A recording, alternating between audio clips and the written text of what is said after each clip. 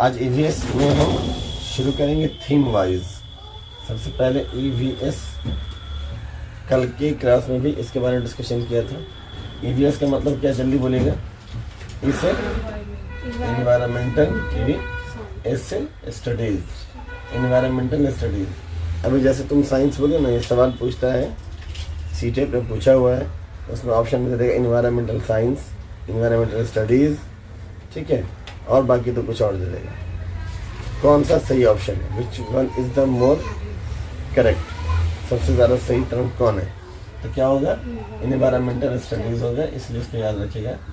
हालांकि तुमसे माइंड से नहीं, धोखे से निकल गया है, इन्वायरमेंटल स्टडीज़ है।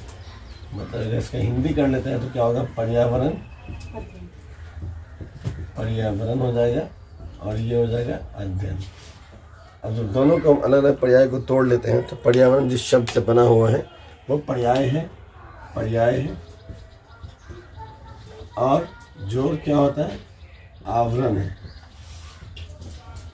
और अध्ययन का मतलब होता है किसी चीज़ का अध्ययन करें, क्या करेंगे हम, उसकी जानकारी हासिल करेंगे, मतलब जानना।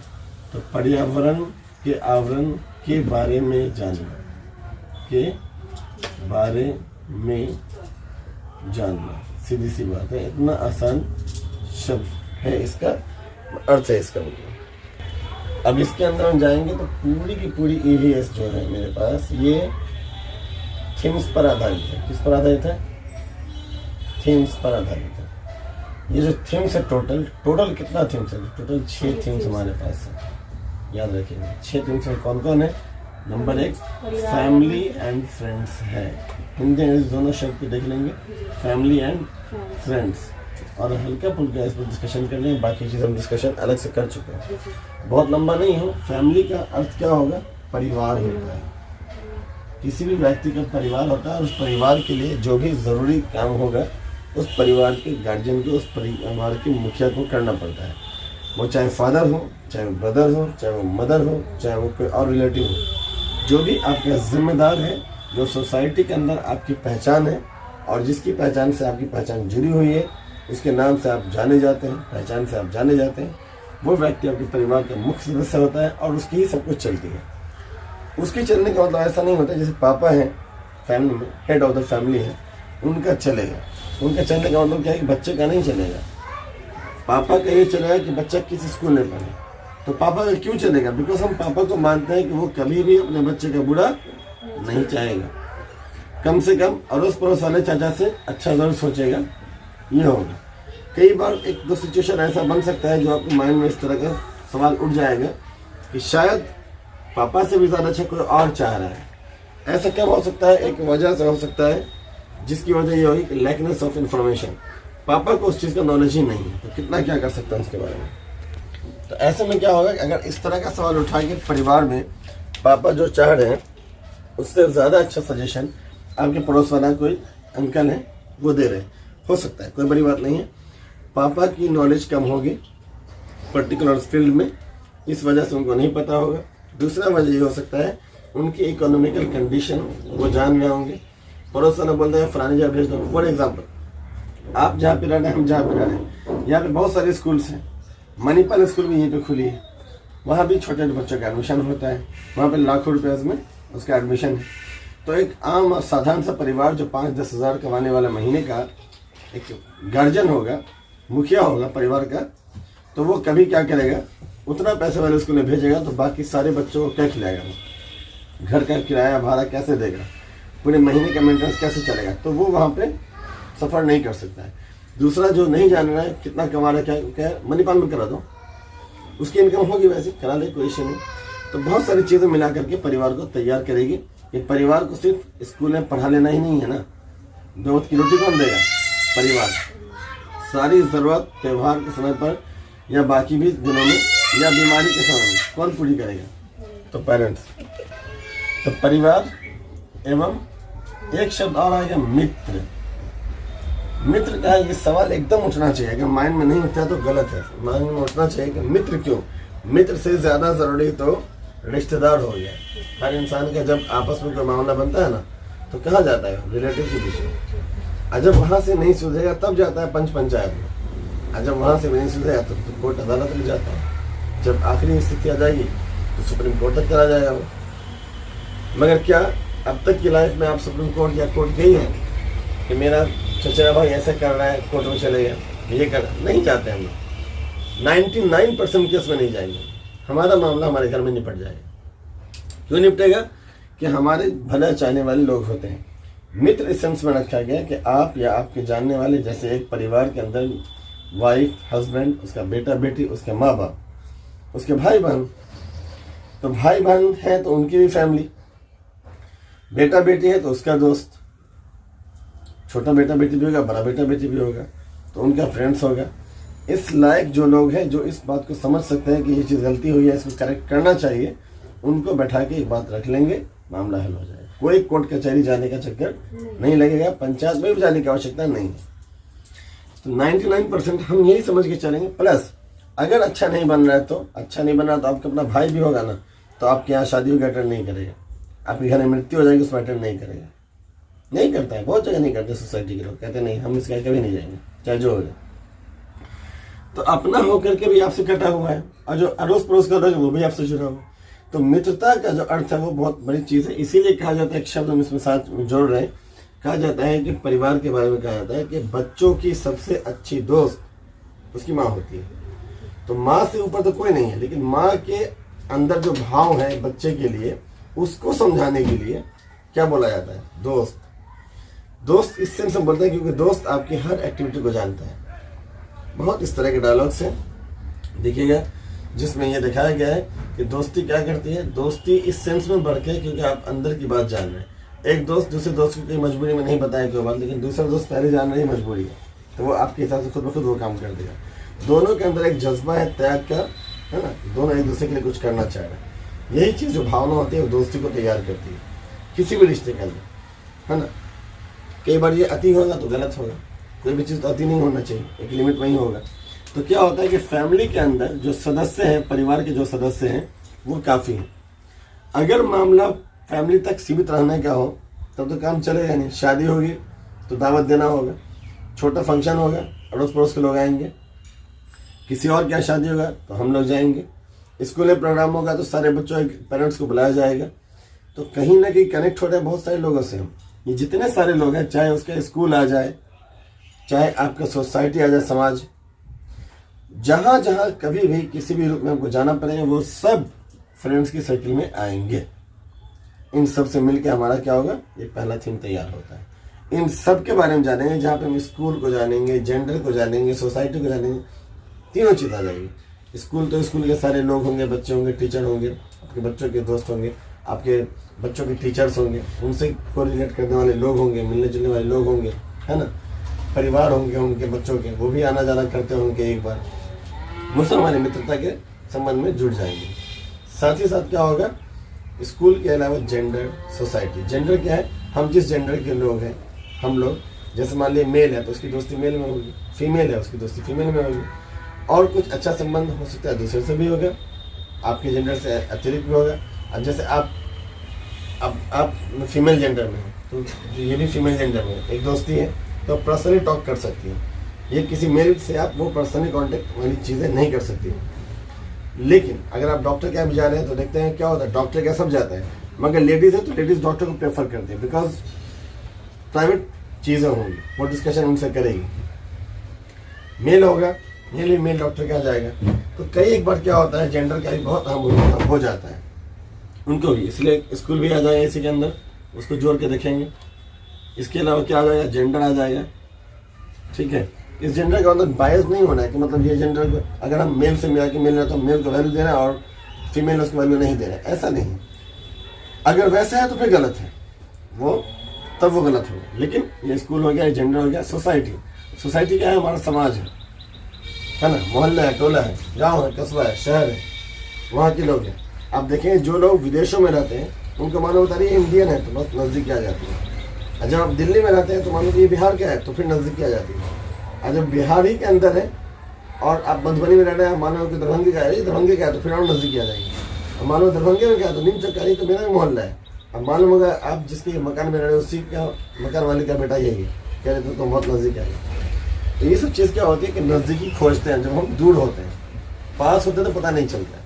इसी तरह से क्या होता है, ये सारी चीज़ जो परिवार है और जो फ्रेंड्स है उसके जो आपस के कोलैबोरेशन है, सहयोग है, कोऑपरेशन है, वो कब दिखता है, जब हमको ज़रूरत पड़ती है। कई लोग हैं जैसे कि सेकंड मैरिज को बहुत गलत मानते हैं, सेकंड मैरिज को, मगर सेकंड मैरिज का दो एस्पेक्ट हो सकता है। कई ऐसी फैमिलीज में देखा है जहाँ पे पहली वाइफ खत्म हो गई, उनके बच्चे बड़े हैं, देन ही हैज़ मैरिड, शादी किया उन्होंने। स्टार्टिंग में उन्होंने बहुत तरह की बात बोली, बाद में मालूम हुआ बच्चे उनके अलग हुआ, छोड़ छाड़ के चले गए, ये अलग सेटल, वो अलग सेटल, वो अलग सेटल, सबको जॉब हो गया, सब चले गए। बेचारा बूढ़ा के लिए क्या करता, कीर्ति भजन गाएगा अकेले बैठा बैठा, उसके लिए चाहिए। अच्छा तो बेचारा शादी कर लिया, अब वो दोनों अपना एक जगह भजन गाता रहे, बाकी बच्चे अलग भजन गा रहे हैं। तो ज़रूरी क्या होता है कि आपको कोऑपरेशन जब चाहिए ना, तब कौन खड़ा होगा, तो आपका अपना ही आदमी खड़ा होगा। तब आप उस टाइम एक बूढ़ा है, उसके सारे बच्चे उन्होंने सेटल्ड हो गए, अब अकेले पड़ा हुआ रूम में, तो उसको उस टाइम में नीड थी किसी की, तो अच्छा ही कर लिया। तो समाज का संदर्भ क्या है, वो एक संदर्भ होगा, उससे इनकार नहीं, लेकिन आपकी पर्सनल रिक्वायरमेंट क्या है, आवश्यकता क्या है, वो दूसरा बहुत अहम सवाल है। और वो चीज़ हमारी पूरी क्या होती है, फैमिली के अंदर। और फैमिली से अगर बात पूरी नहीं होती है तो फिर मित्र हैं, फ्रेंड्स हैं, वहाँ होती है। मान लीजिए आपको थोड़ा पैसे की जरूरत ज़्यादा पड़ गई, आप लोन लीजिएगा, लोन वाला तो आपका जानने वाला नहीं है, बैंक वाला पैसा लेगा एक्स्ट्रा, मगर भाई है, कोऑपरेशन कर दिया, बहन है, कोऑपरेट कर दी, आप बाद में दे दीजिएगा, कम से कम जो एक्स्ट्रा पैसा देना था वो तो देने से बच गए। तो ये सारी जो समस्याएं उसका समाधान फैमिली और फ्रेंड्स के अंतर्गत हो जाता है। अब फैमिली फ्रेंड्स को जिंदा रहना है भाई, तो सबसे पहले चीज़ क्या चाहिए, खाना। आपके खाने से ज़्यादा जरूरी है पानी। पानी क्या है, पानी फ्री में मिल जाता है, इसीलिए उसको हम बाद में रख लेते हैं, नहीं होता है, पानी फ्री मिल जाएगा, सरकारी पानी मिल जाएगा, हर जगह ट्यूबवेल का नाम के लिए, किसी का जाए कि थोड़ा एक गिलास पानी मिलेगा क्या, तो क्या जरूर मिल जाएगा, दे देगा। होटल में जाके ले लीजिए, पानी कहीं मिल जाएगा, फ्री मिल जाता है। हमारे जहाँ नहीं मिलेगा उनके लिए अलग सोचो। हमारे यहाँ क्या है, अब भाई ठीक है, परिवार है, इनको चाहिए भोजन। क्या चाहिए, भोजन चाहिए, जिसको क्या बोलते हैं हम, फूड बोलते हैं अंग्रेजी में। अब खाना नहीं मिलेगा, काम चलेगा क्या, एक दिन बिना खाने के रह सकता है कोई आदमी, संभव ही नहीं। एक आध टाइम तो रह लेंगे, एक आध वक्त गुजारा जा सकता है, लेकिन परमानेंटली आप विदाउट खाना खाए नहीं रह सकते हैं। तो खाना अहम आवश्यकता होगी। खाने में जाएंगे तो खाना कहाँ से गेन किया जाए, वहाँ भी जाएंगे, लेकिन पहले जानेंगे फैमिली या फ्रेंड्स जो भी हैं उनको खाना चाहिए जिंदा रहने के लिए। तो पहला थीम मेरा फैमिली है और फ्रेंड्स है, दूसरा क्या है, भोजन है। जब खाना खा लिया तो तीसरा क्या होगा, पानी या जल बोल दीजिए, है ना, जल बोल दीजिए या पानी बोल दीजिए, अंग्रेजी में क्या बोल देंगे इसको, वाटर बोल देंगे। तो कहने का मतलब अब पानी चाहिए उसको।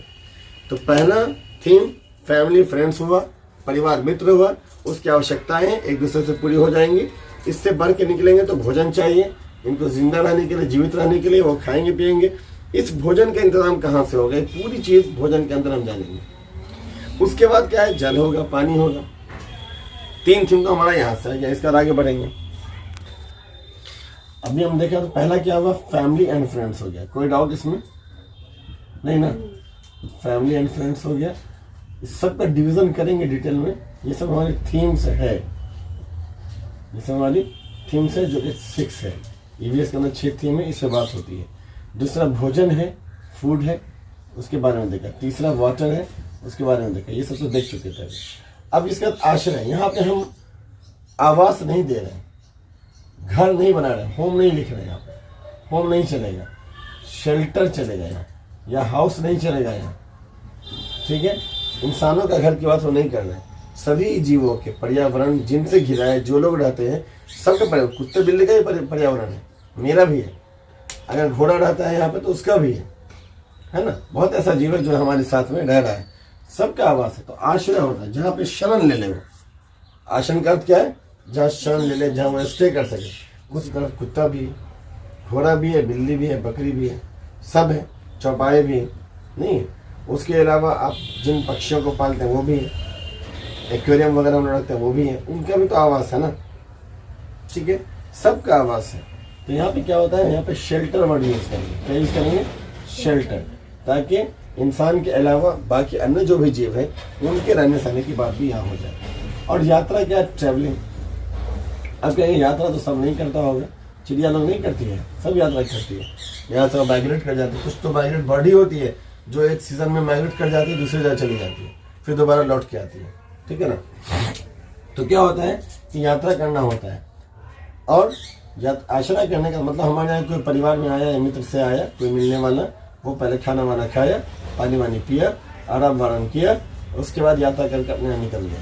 ये नहीं कि हमारे यहाँ सेट हो जाएगा, उसका अपना घर वहाँ सेट हो गया, हमारे नहीं सेट होगा वो, तो चलता हुआ ना। इसके बाद क्या यात्रा किया, यात्रा करके फिर क्या करता है, चीज़ें जो हम बनाते हैं, थिंग्स वी डू, काम जो हम करते हैं उससे हमारी आइडेंटिटी है, पहचान है।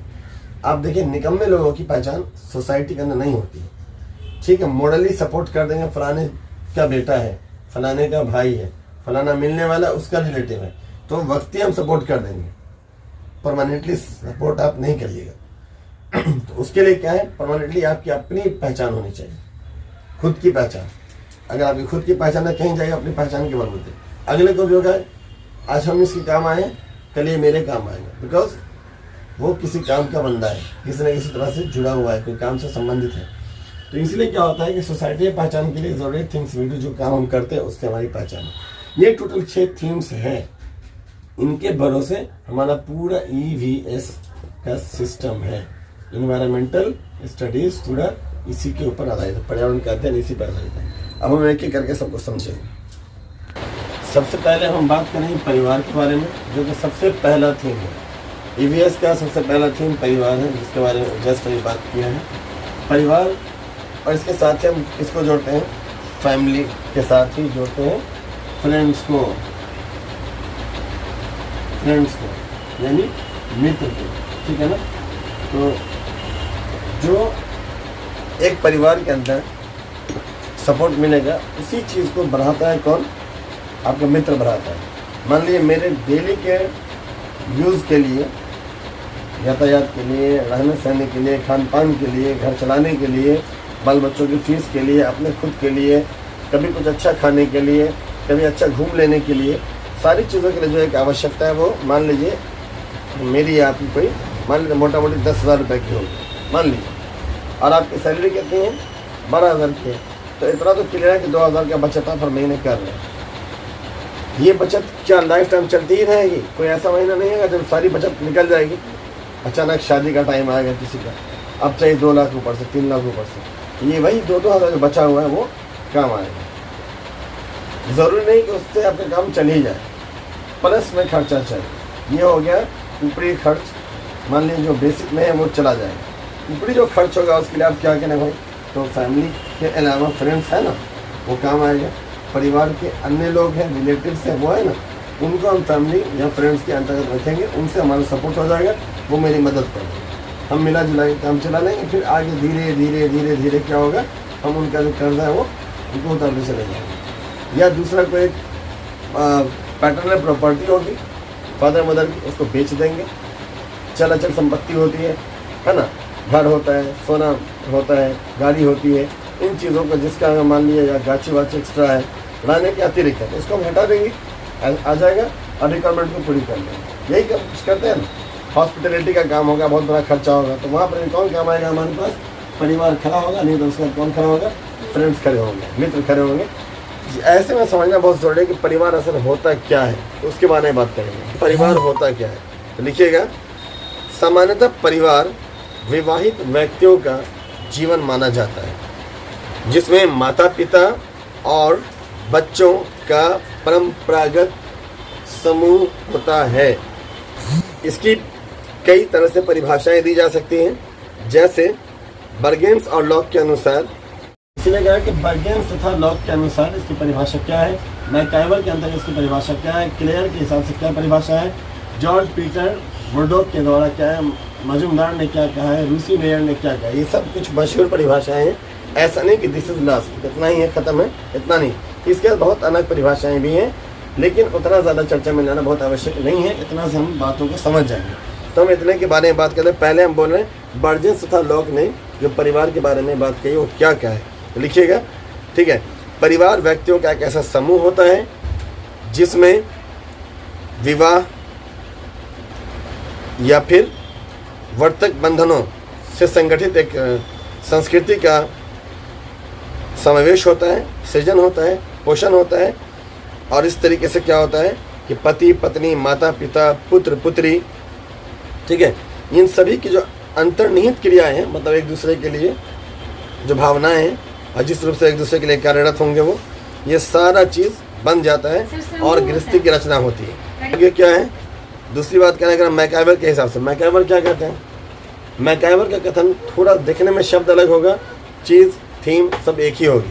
मैकाइवर के शब्दों में है कि परिवार बच्चों की उत्पत्ति, उनका पालन पोषण करता है। परिवार होगा तभी ना बाल बच्चा होगा। तो जब परिवार में बाल बच्चा हो तो पोषण कौन करेगा, परिवार ही करेगा। तो परिवार क्या करता है, बाल बच्चों की उत्पत्ति करेगा, उसका पालन पोषण करेगा और उसकी व्यवस्था भी वही करेगा। व्यवस्था का मतलब उसको जहाँ सेटल्ड करना है, मतलब शादी से लेकर के, विवाह से लेकर के, नौकरी चाकरी तक जितना खर्च होगा, रहन सहन खान पान सब चीज़ के ऊपर पूरी व्यवस्था पर्याप्त रूप में कौन करेगा, निश्चित रूप से मैकाइवर कहते हैं कि परिवार ही करेगा।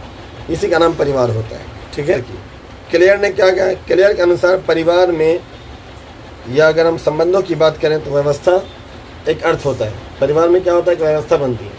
परिवार अपने आप ही व्यवस्था नहीं तैयार हुई है, समाज के लोगों ने परिवार बनाया था। जैसे एक लड़का एक लड़की की शादी हुई तो अपने आप हो गई क्या, एक समाज का वर्ग उधर से आया, एक समाज का वर्ग इधर से गया, दोनों वर्ग जा करके एक रिश्ते को जोड़ता है, सारे लोग उसके गवाह बनते हैं, सबूत होता है, साक्षी होता है, उतना के बाद आप दो लोगों को जोड़ते हैं, उनसे तैयार होता है परिवार। तो इतना बड़ी प्रक्रिया है, मामूली प्रक्रिया नहीं है। बाप बेटे का संबंध, माँ बेटे का संबंध डायरेक्ट हो जाता है अपने आप। लेकिन माँ बेटे का संबंध हो, बाप बेटे का संबंध हो, कब होगा, जब पहले परिवार बनेगा। अब परिवार कब बनेगा, जब पूरी दो सोसाइटी, दो समाज का लोग एक दूसरे से जुड़ेगा, इस तरह से तैयार होगा। तो ये कौन कहते हैं, क्लियर कहते हैं। और इस व्यवस्था का अर्थ क्या है, जिसमें माता पिता और उसकी संतान जो होती है उसके बीच एक प्रक्रिया तैयार होती है। उस पूरे को क्या कहा उन्होंने, क्लियर ने क्या कहा कि ये परिवार के लिए आवश्यक है। अगर जॉर्ज पीटर मुर्डॉक की बात करें, वो क्या कहते हैं, वो कहते हैं कि परिवार एक सामाजिक समूह है। सामाजिक समूह क्यों, ये परिवार कहाँ रहेगा, समाज से बाहर रहेगा, समाज में रहेगा ना। तो सामाजिक समूह तो हो ही गया, वो समाज के अंदर रहता है। और इसकी विशेषता क्या होती है कि निवास, आर्थिक सहयोग, मतलब घर वहीं होगा, एक साथ रहेंगे, आर्थिक सहयोग, पैसे का लेन देन, रुपये पैसे का खर्च जो भी होगा उसी के बीच होगा। ये जितना भी है, प्लस प्रजनन, अपने ही जैसे अन्य व्यक्तियों की संख्या बढ़ाएंगे, वो परिवार उनका वंशज होगा, उनका वंश होगा, उसी से उनके कुल का नाम चलेगा, ये सब वहीं तैयार होगा। इसमें वयस्क पुरुष और स्त्री, जिसमें हम कम से कम दो गिनेंगे, दो व्यक्ति होंगे, उनके बीच संबंध जो भी होगा उसको जोड़ने के लिए क्या होगा, एक से अधिक बच्चे या स्वयं से दत्तक बच्चे सम्मिलित कर सकते हैं। बहुत तरह से लोगों को जोड़ा जाएगा, ये पूरा परिवार को तैयार करेगा। या मजूमदार की बात करें तो वो कहते हैं कि परिवार उन सभी व्यक्तियों, मजूमदार कहते हैं, देखिए मजूमदार क्या कहते हैं, सो देखिएगा, इनकी परिभाषा पूछता है कई बार। तो देखिएगा, इस एक ऐसा समूह है जो एक छत के नीचे रहे। एक छत के नीचे क्या हो, जैसे यहाँ एक ही घर के नीचे सब रह रहे हैं, आश्रय सबका एक साथ है और रक्त संबंधी सूत्रों के आधार पर सब बंधे हुए हैं, मतलब ब्लड रिलेशन है, कोई बाप है, कोई बेटा है, कोई भाई है, कोई बहन है, संबंध है सबके अंदर, नहीं है। और उसके अलावा क्या होता है, उनके हित, उनके अहित, उनका स्थान, उनका नाम, उनकी पहचान, उनके कार्य, उनके पारस्परिक कृतज्ञ जो भी एक दूसरे का फर्ज है, उन सब के बारे में एक दूसरे के लिए क्या होते हैं, कटिबद्ध होते हैं, एक दूसरे के लिए ध्यान देते हैं, है ना। तो वहीं पे लास्ट में अगर हम बात करें तो ये सब भावना से जुड़ा हुआ सारी परिभाषा है। लूसी मेयर की बात करें, ये क्या कहते हैं, लूसी मेयर का कहना है, लूसी मेयर कहते हैं कि परिवार एक गृहस्थ समूह है। गृहस्थ वर्ड गृहस्थी के लिए करते हैं, घर के लिए करते हैं। तो गृहस्थ समूह है, मतलब एक घर में बांध के रखता है सब। कौन कहता है, लूसी मेयर कहते हैं कि परिवार क्या है, गृहस्थ समूह है जिसमें माता पिता और उनके संतान साथ में रहते हैं। उनकी जो भी मूलभूत आवश्यकता है समाज में, दंपत्ति हो, पैसे को लेकर के हो, अन्य चीज़ों को लेकर के हो, ठीक है। इन सब आधार पर अगर आप कम से कम एक बात करें कि क्या कॉमन आया सब में, तो सब में कॉमन क्या मिला आपको, कि सब ने मिल करके समाज के दो लोगों को जोड़ा है। हिंदू वर्ग का हो, मुस्लिम वर्ग का हो, doesn't matter at all, Christian हो, उससे मतलब नहीं है। प्रक्रिया अलग हो सकती है, शादी की प्रक्रिया अलग हो सकती है, ड्रेस कोड अलग हो सकता है, सिस्टम अलग हो सकता है, टाइमिंग अलग हो सकती है, मगर काम एक ही होगा।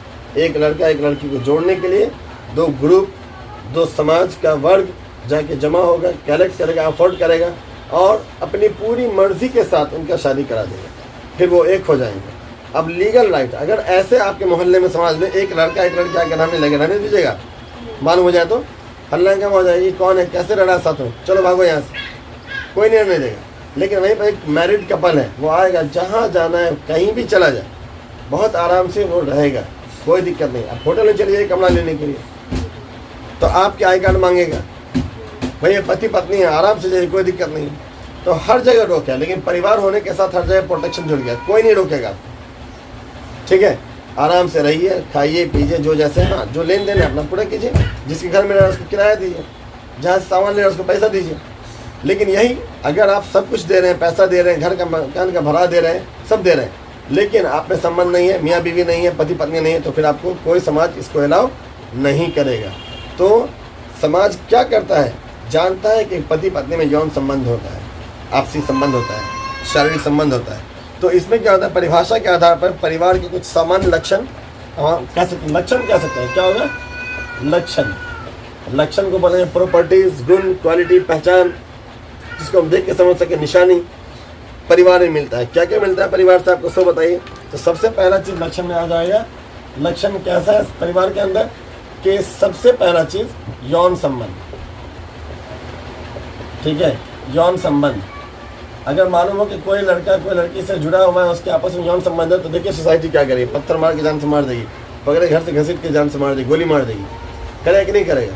लेकिन पति पत्नी को कौन मारने जाता है, सो बताइए। जो मारने जाएगा उल्टे लोग उसको मारेगा, क्यों कर रहे हैं, दोनों मियाँ बीवी है, पति पत्नी है, सबका सपोर्ट होगा, समर्थन होगा। कब होता है, जब समाज ने आपको जोड़ दिया, तब होता है। समाज की मर्जी चाहिए, समाज ही जोड़ेगा। दूसरा उपाय भी है कोर्ट मैरिज, लेकिन कहीं ना कहीं उस संबंध को कोर्ट अलाउ कर देता है कि आप वयस्क है तो कर लिए, लेकिन जोड़ने का काम होता है। शादी करेंगे, मैरिज होगी, तभी ये चीज आप आगे बढ़ा सकते हैं। क्लियर ना। पहला चीज, जब परिभाषा के अनुसार देखें, इन सब की परिभाषा यहीं पर आके रुकती है कि ये सारी परिभाषाएं इनकी एक जगह आती है कि जब एक परिवार बनेगा तो उसमें यौन संबंध उनको मिल जाएगा, इजीली वो कर सकते हैं, कोई दिक्कत नहीं। दूसरा क्या होगा, वैवाहिक रूप जिएंगे वो। वैवाहिक रूप का मतलब क्या होगा, पति पत्नी के रूप में जाने जाएंगे हर जगह, हर जगह पहचान उनकी होगी। कहीं भी पति के मामले में अगर मान ली पति पत्नी है, पति को कुछ हो गया, खुदा न खास्ता कुछ हो गया, तो उसकी प्रॉपर्टी किसको मिलेगी, आँख बंद करके सब जान रहा है, पत्नी को मिलेगी। पत्नी को कुछ हो गया, उसकी प्रॉपर्टी किसको मिलेगी, जाहिर सी बात है पति को मिल जाएगी, ठीक है ना, क्योंकि वो दोनों एक है, उनका अलग अलग जो भी संपत्ति है वो भी एक माना जाएगा अगर ऐसा कुछ होता है तो। क्यों, ये समाज ने उनको जोड़ दिया।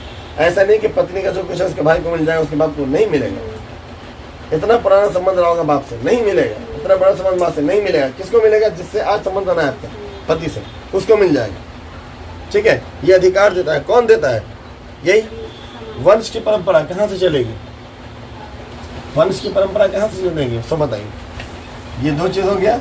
अब बात करेंगे वंश, वंश की परंपरा। हाँ, वंश की परंपरा भी यहीं से बनेगी। क्या करेंगे, वंश,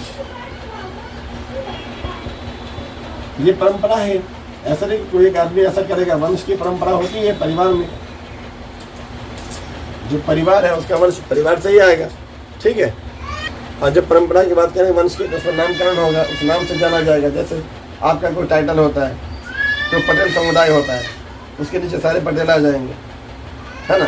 तो हर क्या होता है, समूह होता है। कोई सिंह परिवार है, सिंह उसके नीचे आएंगे। कैसे मिल गया, बच्चा पैदा हुआ, बाप का जो नाम में टाइटल है वो मिल जाएगा उसको, ऑटोमेटिकली मिल जाएगा, कोई रोकने वाला नहीं, ठीक है ना। ये हो गया। अगर मर्जी से कोई और रखा तो अलग बात है। तो इन कहने का मतलब ऐसी आर्थिक व्यवस्था है, कैसी है, आर्थिक व्यवस्था। आर्थिक व्यवस्था कौन, आर्थिक व्यवस्था परिवार की वजह से आर्थिक व्यवस्था बनती है। और ये आर्थिक व्यवस्था में क्या होता है, जो परिवार के सदस्यों को यौन संबंध से लेकर के, उनके पारिवारिक जीवन को लेकर के, वैवाहिक रूप में जीवन को लेकर के, वंश की परंपरा को लेते हुए जितनी भी जगह है, जहाँ जहाँ भी उसकी जरूरत पड़ेगी, उसके लालन पालन पोषण सब में आर्थिक रूप से परिवार ही जिम्मेदार माना जाएगा। और उसका लाभ मिले या उसका हानि हो, वो परिवार के लोगों को ही उठाना पड़ेगा। किसी का बाप कर्जा लेके मर गया अगर, तो किसको सताना पड़ेगा, उसके बेटे को सताना पड़ेगा। बैंक भी नहीं छोड़तेगा तो तुमको देना ही पड़ेगा, जमीन बेच के दो, कुछ दो। तुम्हारे बाप ने इस पर लोन लिया था इस घर पे, नहीं दोगे तो घर से बाहर कर देंगे। तो बच्चा कहीं से ला के पूरा करे, नहीं करा तो घर से बाहर हो जाओ। इसी तरीके से बाप कोई पैसा अर्ज करके गया है, कंपनी बनाया, फैक्ट्री बनाया, बहुत ज़मीन खरीदा, उसका मालिक कौन हो जाएगा? अपने आप बेटा हो जाएगा। अगर बाप अच्छा करके गया तो भी बेटा को मिलेगा, बुरा करके गया तो भुगतान ही बेटा ही को करना पड़ेगा। ये समाज का एक स्ट्रक्चर है। अगर बाप बेटे की बात नहीं करें, मियाँ बीवी की बात करें, तो पति का सब पत्नी को मिल जाएगा, पत्नी की संपत्ति सब पति को मिल जाएगी। ये क्यों मिलेगा? बिकॉज परिवार को लोगों ने मिला के जोड़ दिया, सब उसका साक्षी है, उसका गवाह है। इस अर्थ में परिवार बहुत ही महत्वपूर्ण हो जाता है। कोई दिक्कत देखिएगा यहाँ पे प्रकार यानी टाइप्स ऑफ फैमिली एक संख्या के आधार पर होती है। दूसरा क्या है?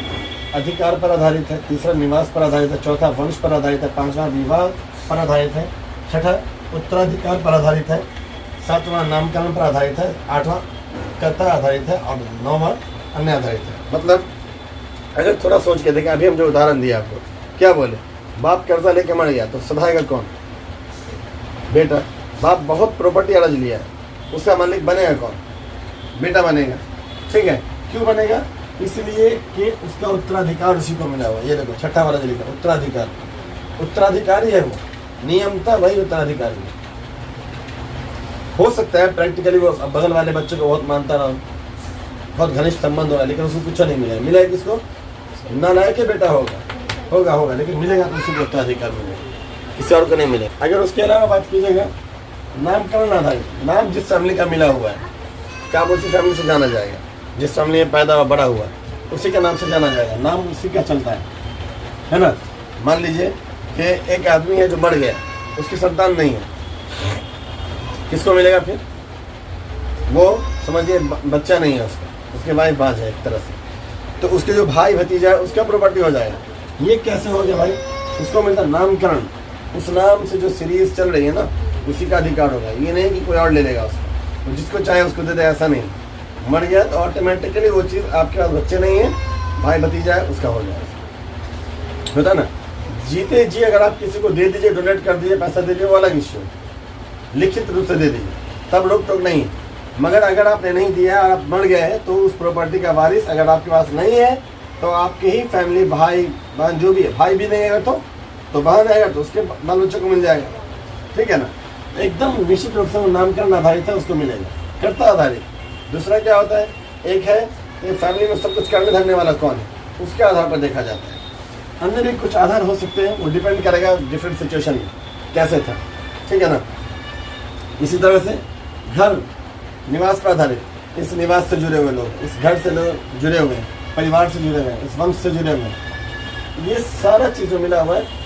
इसको हम अलग तरीके से देखें। जैसे मान लीजिए हम सबसे पहले बात करें कैसा कि सदस्यों की संख्या पर आधारित अगर बात करें, सदस्यों की जो संख्या है या परिवार की प्रकृति है उसके आधार पर अगर हम बात करें कि परिवार में रहने वाला कितना लोग है, एक होगा एकल परिवार। क्या होगा? एक हो जाएगा। अगर हम परिवार आधारित की बात करें अगर, तो इसमें किसकी बात कर रहे हैं? ये वाला किसकी बात कर रहे हैं? संख्या आधारित या प्रकृति या आकार, इसके आधार पर अगर परिवार को देखा जाए तो क्या होगा बताइए? एक होगा एकल परिवार, एकल परिवार। एकल का नहीं कि परिवार में एक ही आदमी, एक आदमी परिवार बनवे नहीं करेगा, सिंगल हो गया, बैचलर हो गया। परिवार तो तभी बनेगा जब मैरिज होगी, उसकी शादी होगी उसकी। तो ये आदमी सेंटर में है, ये आदमी मेन फिगर है, यही आदमी मेन फिगर है। जो आदमी का परिवार है वही आदमी मेन है, इसके अलावा कोई दूसरा मुखिया नहीं होगा। मिसाल के तौर पर एक ऐसी फैमिली है जहाँ पे दादा दादी रहते हैं, चाचा चाची रहते हैं, आप भी रहते हैं सब, तो एक मुखिया नहीं है वहाँ पे। ठीक है, कोई और कमाता होगा, कोई खाता होगा, लेकिन सब घर का अलग मुखिया है, कई तो मुखिया है नहीं। लेकिन जब एकल परिवार की बात करेंगे तो ये एकदम न्यूक्लियर फैमिली है, एकदम न्यूक्लियर है ना, न्यूक्लियर परिवार इसको बोला जाएगा। ठीक है ना। परिवार एक आदमी पे आधारित है, एकल परिवार है, जिसमें सिर्फ माता होगी, पिता होंगे, उसके बच्चे होंगे। इसको ही दूसरे शब्द में नाभिकीय परिवार बोला जाता है। क्या बोला जाता है? नाभिकीय परिवार भी इसी को बोलते हैं। एक ही चीज़ है, इसी का नाम है एकल परिवार ही का नाम नाभिकीय परिवार भी कहा गया है, या इसी को कहीं कहीं क्या कहते हैं? केंद्रीयकरण, केंद्रीय परिवार बोलते हैं। केंद्रीय परिवार मतलब केंद्र में आप ही हैं, जैसे मान लिया, एक बात मान लिया कि एक फैमिली है, उसकी वाइफ है, उसका बाल बच्चा है। तो जो फैमिली जिसकी वाइफ की बात कर रहे हैं, उस आदमी का जो भी नाम हो, वो मुखिया हो गया। केंद्र में वही व्यक्ति है, अच्छे के लिए बुरे के लिए, बच्चा अच्छा करे बच्चा बुरा करे, कुछ भी करे, क्रेडिट उसी को मिलेगा, ताना उसी को सुनना पड़ेगा। खराब काम किया ताना सुनो, अच्छा काम किया तो वाहवाही ले लो, सब उसी को मिलेगा। ठीक है, क्या कि वही आदमी मेन फिगर में। तो वो नाभिकीय हो गया। ये वो नाभिक कहाँ पे होता है? परमाणु के बीच में होता है, उसी को केंद्र बोलते हैं। केंद्रीय उसी को बोला गया, नाभिकीय उसी को बोला गया, एकल परिवार भी उसी को बोला गया। एक इस तरह का होता है, ये एक है। क्या ये? एक। यहीं पे दूसरा क्या होगा? संयुक्त परिवार होगा। क्या होगा? एक तो ये हो गया, एक कह दो इसको। बी की बात करें तो ये क्या हो जाएगा? संयुक्त परिवार। संयुक्त क्या होता है? सब जुड़ा हुआ है इसमें, दादा भी है, दादी भी, चाचा भी है, चाची भी, मौसा भी है, मौसी भी, सब मिलजुल कर रहता है। अब तो मौसा मौसी कहाँ से आएगा? बहुत जगह है। कुछ लोग अपने ससुराल में बस जाते हैं, लड़कियां तो जाके ससुराल में बस में करती है ना, सब बसती है। लेकिन अगर लड़की नहीं बसती है, कई ऐसे जगह भी है जहाँ मेल जाके बस जाते हैं। कहाँ? अपने ससुराल में। वहीं उनको प्रॉपर्टी मिल जाती है, उनका बेटा उठा नहीं होता देख करने वाला, बहुत प्रॉपर्टी होती है, सास कहते हैं ये बस जाओ भाई। ऐसा ही बहुत सारा उदाहरण मिलेगा। तो वो वहाँ के हो गए, तो नाना मामा मौसा फूफा सब मिल जाएगा वहाँ। तो ये डिपेंड करेगा कि एक व्यक्ति की स्थिति कैसी है, वो कहाँ रहता है, ससुराल में रहता है कि अपने कि वो पत्नी के मायके में रहने लगा है, या जैसे सब लोग होता है कि पत्नी क्या होती है, पति क्या आ जाती है, तो वो वहाँ से रहने लगा। जैसे भी रह रहा हो, लेकिन क्या होगा? समावेश होगा। जैसे मान लीजिए एक स्थिति तो ये होती है कि लड़का उसके माँ बाप, जिसको दादा दादी बोलेंगे, है कि नहीं, बाल बच्चे दादा दादी बोलेंगे, उनके साथ रहा है। दूसरा स्थिति होगा कि भाई उतना पैसा उसको नहीं है, लेकिन हाँ मैत्रिक स्थिति बहुत ज़्यादा उसकी अच्छी है, स्ट्रांग है, ननिहाली, तो वो वहीं जाके बस गया। तो वहाँ क्या, नानी है, नाना है, मामा है, मामी है, ढेर सारे लोग हैं, तो उनके परिवार में मिक्स हो जाएगा, नहीं होगा। तो इस दोनों हालत में क्या होगा? ये परिवार है, चाहे नाना नानी का बस जाए, चाहे बच्चा दादा दादी का रहे, ये सबका इकट्ठे जो समावेश होगा रहने का, वो संयुक्त परिवार होगा। क्या होगा? संयुक्त परिवार होगा। उसको दूसरा नंबर पर रखेंगे। और तीसरा होता है क्या? विस्तृत परिवार। क्या होता है? विस्तृत परिवार। तीसरा होता है सी, विस्तृत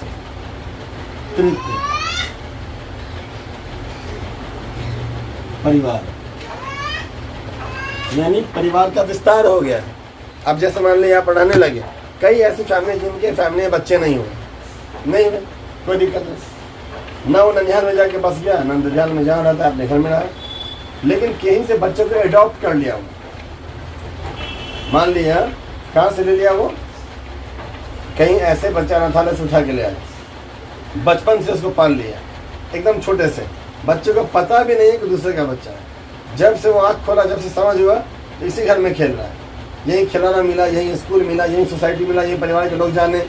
कई तो ऐसे भी लोग जिनके बगल के लोग को भी नहीं पता है, कई लोग सबको पता हो जाता है। जैसे मान लीजिए कुछ ऐसी फैमिली है जिनको बच्चा नहीं हो रहा है, कई बार इलाज कराया, डॉक्टर से मिले, जितना करना के लिए, उनको लगा सोसाइटी में मेरे भाई इतनी प्रॉपर्टी, इसका मालिक कौन होगा, किसको देंगे, नहीं देंगे, कल कौन दिक्कत हो जाएगा, क्या चलेगा, साल 2 साल कहीं और, कहीं चलेगा।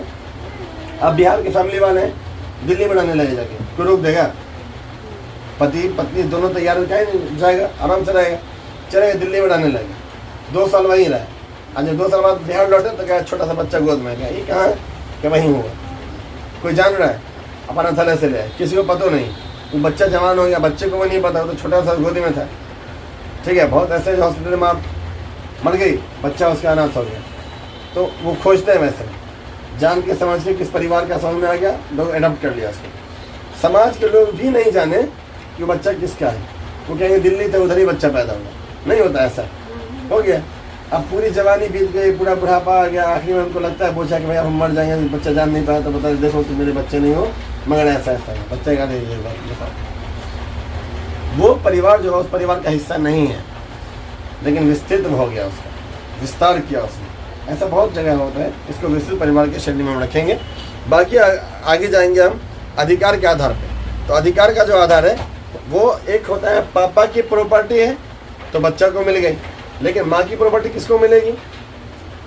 माँ के पास बहुत प्रॉपर्टी है, माँ को मिल गई, ननिहाल से मिल गया, वो प्रॉपर्टी का लेने वाला कोई नहीं है, कौन होगा?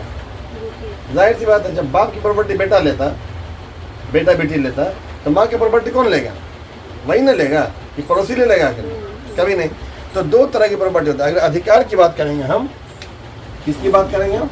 अधिकार की। ये अधिकार आधारित दो तरह का होगा। एक होगा पितृ।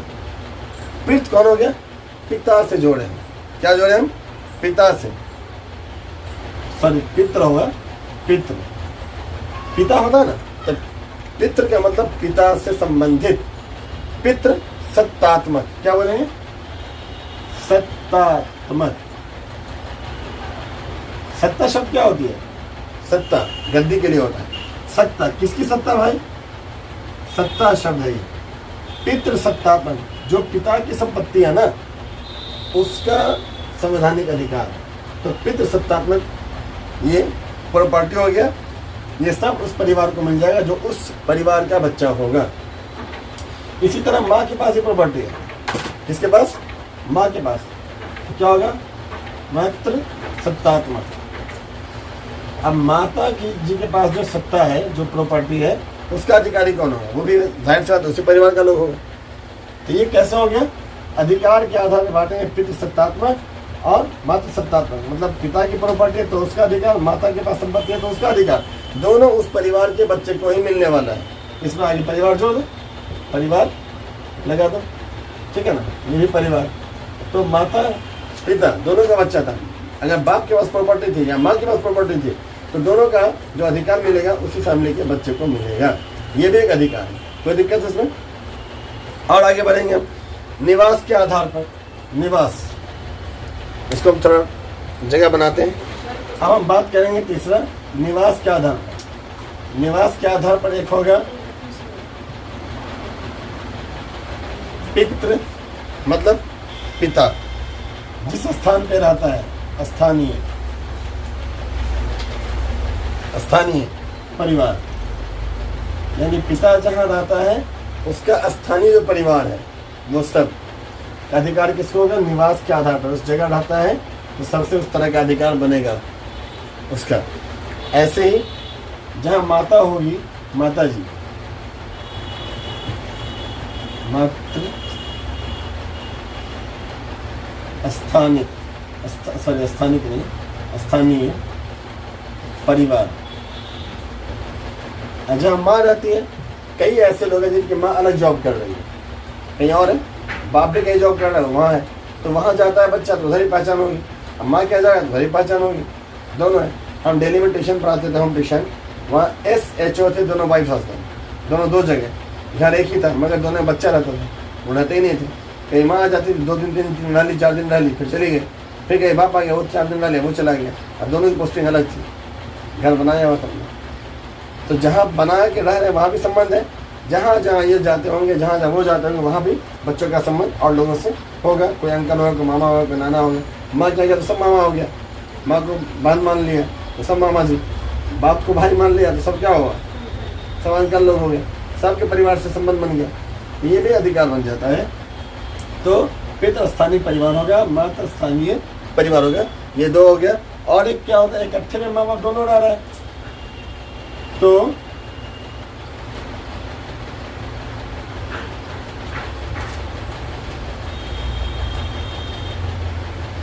इकट्ठे में रह रहा है तो क्या होगा? दोनों को एक साथ जोड़ देंगे। तीसरा क्या होगा? मातृ पितृ स्थानीय परिवार। जहाँ इकट्ठे रहते, जैसे हर जगह होता है, हर फैमिली में माँ बाप साथ रहते हैं लगभग, तो उनसे जुड़ा हुआ जो परिवार का हिस्सा है वो होगा। और एक होता है माँ से जुड़ा हुआ, जैसे चौथा हम बोले मातुल। मातुल,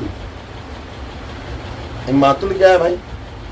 मातुल का अर्थ होता है मामा के संदर्भ में। मामा क्या कुछ हो जाकर रहने लगा, मामा जी है ना। मातुल क्या हुआ? मामा। और आगे लाएंगे स्थानीय परिवार। स्थानीय परिवार, कभी कभी छुट्टी बिताने के लोग चले जाते हैं वहाँ भी, तो वहाँ भी अपनी पहचान होती है सबको, ठीक है। अब कुछ ऐसा होता है नई जगह चलेगा, ट्रांसफ़र हो गया, कोई नहीं जानने वाला, मगर एक पोस्टेड रिक्रूटेड आप आदमी है, आपकी पहचान एक ऑफिसर है, तो लोग तो जुड़ेगा ना आपसे कि नहीं जुड़ेगा? लोग क्या हटाओ बाहर का आ गया? नहीं, बिल्कुल नहीं। लोग आपको स्थान देंगे, तो वो क्या होगा, बिल्कुल नया स्थान होगा वो। तो लिखेंगे नव स्थानीय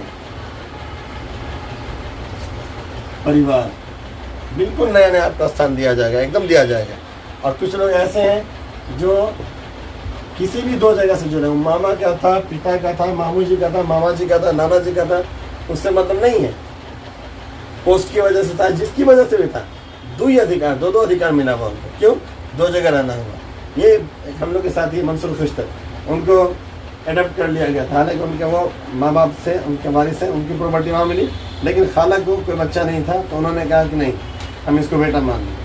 तो मान लिए बेटा जिसके थे उसी के रहे, लेकिन अब क्या है, उनको वहाँ से ही प्रॉपर्टी मिल गया, साथी है हमारे, तो उनको दोनों ही प्रॉपर्टी मिल गई। और भाई को नहीं मिला, और भाई को उनका एक परिवार से मिलेगा, लेकिन उसे एक बच्चे को इधर से मिला, उधर से मिल गया अच्छा खासा। वो क्यों मिल गया? उन पर उनका दिल आ गया, उनको पाल लिया, हमेशा से बचपन से मान लिया। ऐसा बहुत जगह होता है। तो इसको क्या बोलेंगे हम? इसको बोलेंगे द्विस्थानीय परिवार बोलेंगे। क्या बोलेंगे? द्विस्थानीय परिवार, द्विस्थानीय परिवार कहलाएगा। ये कुल इस तरीके से हम बांट दिया इसको। बात करेंगे वंश आधारित। वंश कैसे जाना जाता है? एक पिता से वंश होगा, एक माता से वंश चलेगा, तो क्या होगा? पितृ। माता से होगा तो क्या होगा? मातृ। नहीं पता, मातृभूमि, जहाँ पैदा होते हैं वहाँ की भूमि मातृभूमि है, ठीक है, दोनों होगा। तो वंशीय परिवार लगा देंगे। वंशीय परिवार एक हो गया, दो हो गया मातृ वंशीय परिवार, कोई दिक्कत है? दो ये हो गया। इसी को एक्सीड करेंगे 3 उभय। उभय क्या होता है? उभय दोनों मिक्स। उभय लिखी सुना होगा, वैसे जी जो दोनों में, तो क्या होता है? उभय वंशीय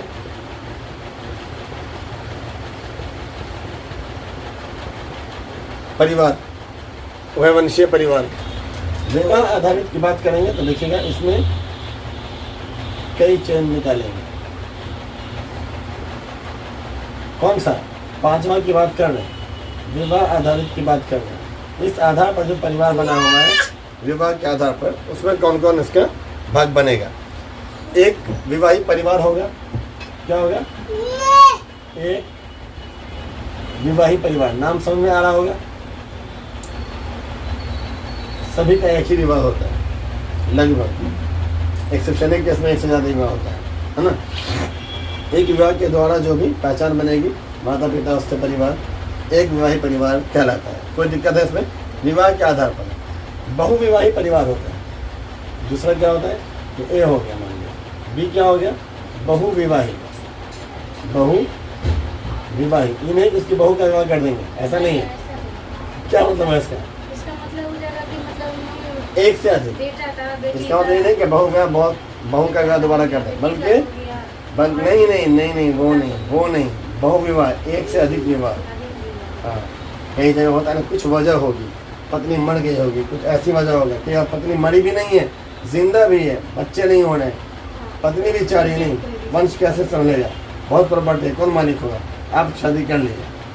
मूवी से बनी हुई है, देखा होगा बहुत सारी इसके ऊपर, ठीक है। तो क्या होता है? बहुविवाही परिवार क्या होता है? एक से अधिक विवाह की बात होता है, ठीक है। उसका बहुपत्निक विवाह होता है। बहु नाम से भी क्लियर होगा, पत्निक, बहुपत्निक, पत्नी शब्द से बना हुआ है, यानी पत्नी का विवाह क्या हुआ? एक से ज्यादा बार हुआ है। पत्नी का विवाह एक से ज्यादा बार हुआ है। शादी हुई, किसी वजह से पति छोड़ दिया उसको, कुछ भी रीजन ना हो, वो मुद्दा नहीं, छोड़ दिया, लेकिन सोसाइटी में अच्छा नाम है, अच्छी पहचान है, अच्छे घर से है, विवाह हो जाएगा उसका। तो पत्नी की दोबारा शादी होगी। एक ऐसी स्थिति पति के साथ भी आएगी, लेकिन एक किसके साथ है? पत्नी के साथ। तो पत्नी कर दिया, बहुपत्नी विवाही परिवार कहलाएगा। विवाहिक लगा देंगे, छूट गया विवाहिक, बहुपत्नी विवाहिक परिवार। क्लियर है? सेम इसी में क्या होगा? डी, पत्नी जैसे बहू की एक से ज्यादा शादी की, पति एक से ज्यादा शादी करेगा। बहु पति विवाहित परिवार, विवाहित परिवार। कोई दिक्कत है इसमें? कोई दिक्कत है? और ये हो जाएगा, ठीक से समझिएगा, ये अलग शब्द है अभात्रिक।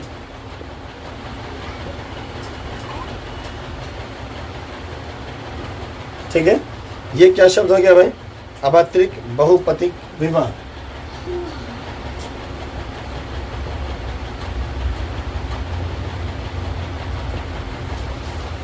इसमें क्या हो गया? इसमें भी पति की ही एक से ज्यादा शादी हुई, लेकिन दोनों की स्थिति बदली हुई। यहाँ भी पति की एक से ज्यादा शादी है, यहाँ भी पति की एक से ज्यादा शादी है, लेकिन ये ऐसी वाली शादी है जिसमें पति पत्नी दोनों की मर्जी शामिल होगी। बहुत प्रॉपर्टी है, प्रॉपर्टी का कोई लेनदार नहीं रहेगा, दूसरा हड़प लेगा तुम्हारा। अब क्या करोगे भाई? दोनों की म्यूचुअल अंडरस्टैंडिंग बड़ी अच्छी है, सब कुछ डिपेंड करता है अंडरस्टैंडिंग पर, ठीक है ना। तो पत्नी भी चाहती है कि नहीं शादी कर लेना चाहिए ताकि फैमिली में कोई आ जाए, मेरी भी देख रेख के लिए, आपकी देख रेख के लिए भी, दोनों की मर्जी से सहमति से क्या होगा? शादी होगा। तो पत्नी वहाँ पे शादी का। एक होगा कि कोई अभाव टाइप का है, आपस में मतभेद जैसा है, तब पति शादी कर लेगा। अब क्या होगा? दोनों पत्नी इकट्ठे हो गए। अब जो संविधान का नियम हो, जिस दायरे में आता हो, उसके हिसाब से। लेकिन अभात्रिक बहुपतिक विवाह, यहाँ भी बहू की पति की शादी होगी, लेकिन अभात्रिक बहुपतिक विवाह कहलाएगा। ये 5 आधार है, इसके आधार पर होता है। अब यहाँ बात कर रहे हैं किसमें? उत्तराधिकार। सीधी बात, उत्तराधिकार कहाँ से मिलता है? पिता से मिलता है एक। दूसरा कहाँ से मिलता है? माता से मिल जाता है 2। ये 2 तो हो गया, इस दोनों को पहले लिखेंगे। पितृ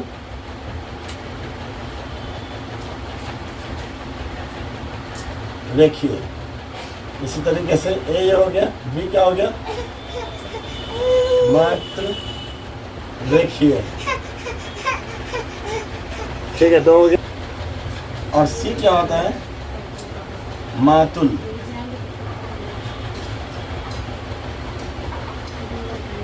देखिए, और ये सब क्या होगा? परिवार लगा देंगे सब में।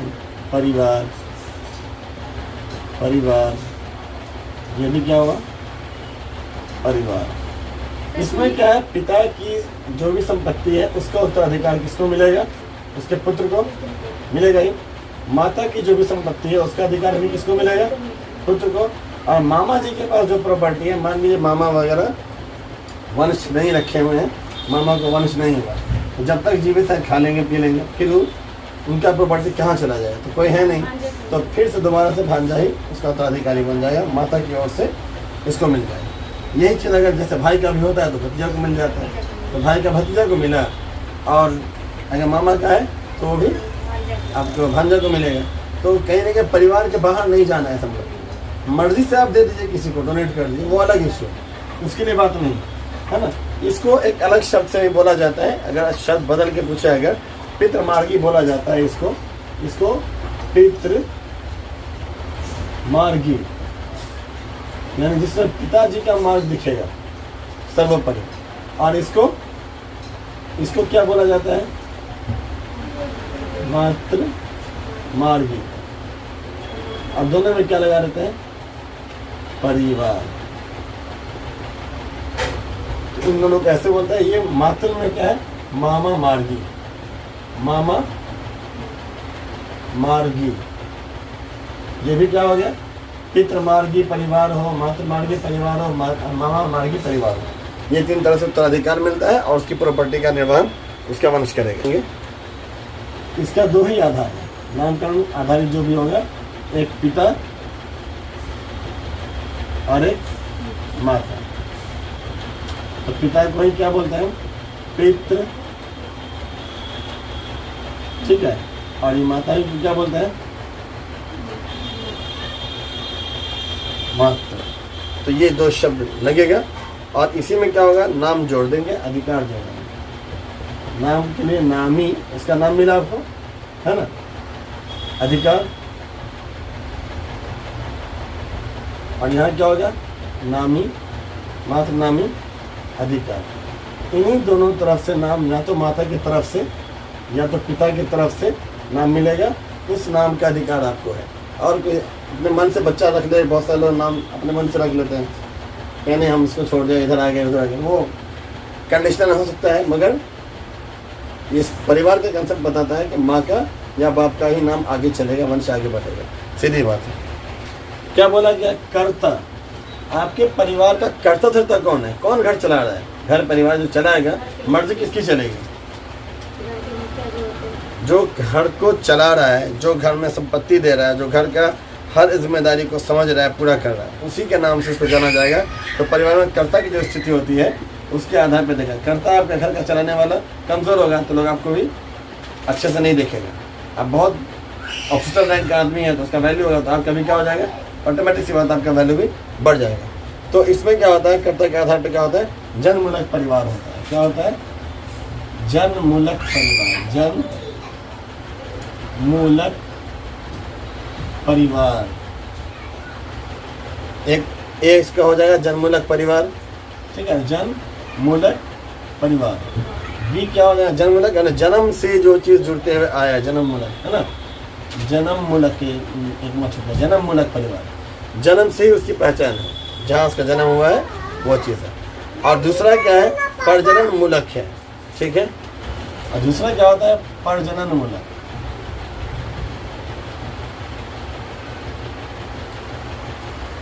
परिवार इसके आधार पर होता है कि प्रजनन क्या होता है, प्रजनन क्या हो, नाम से भी क्लियर है।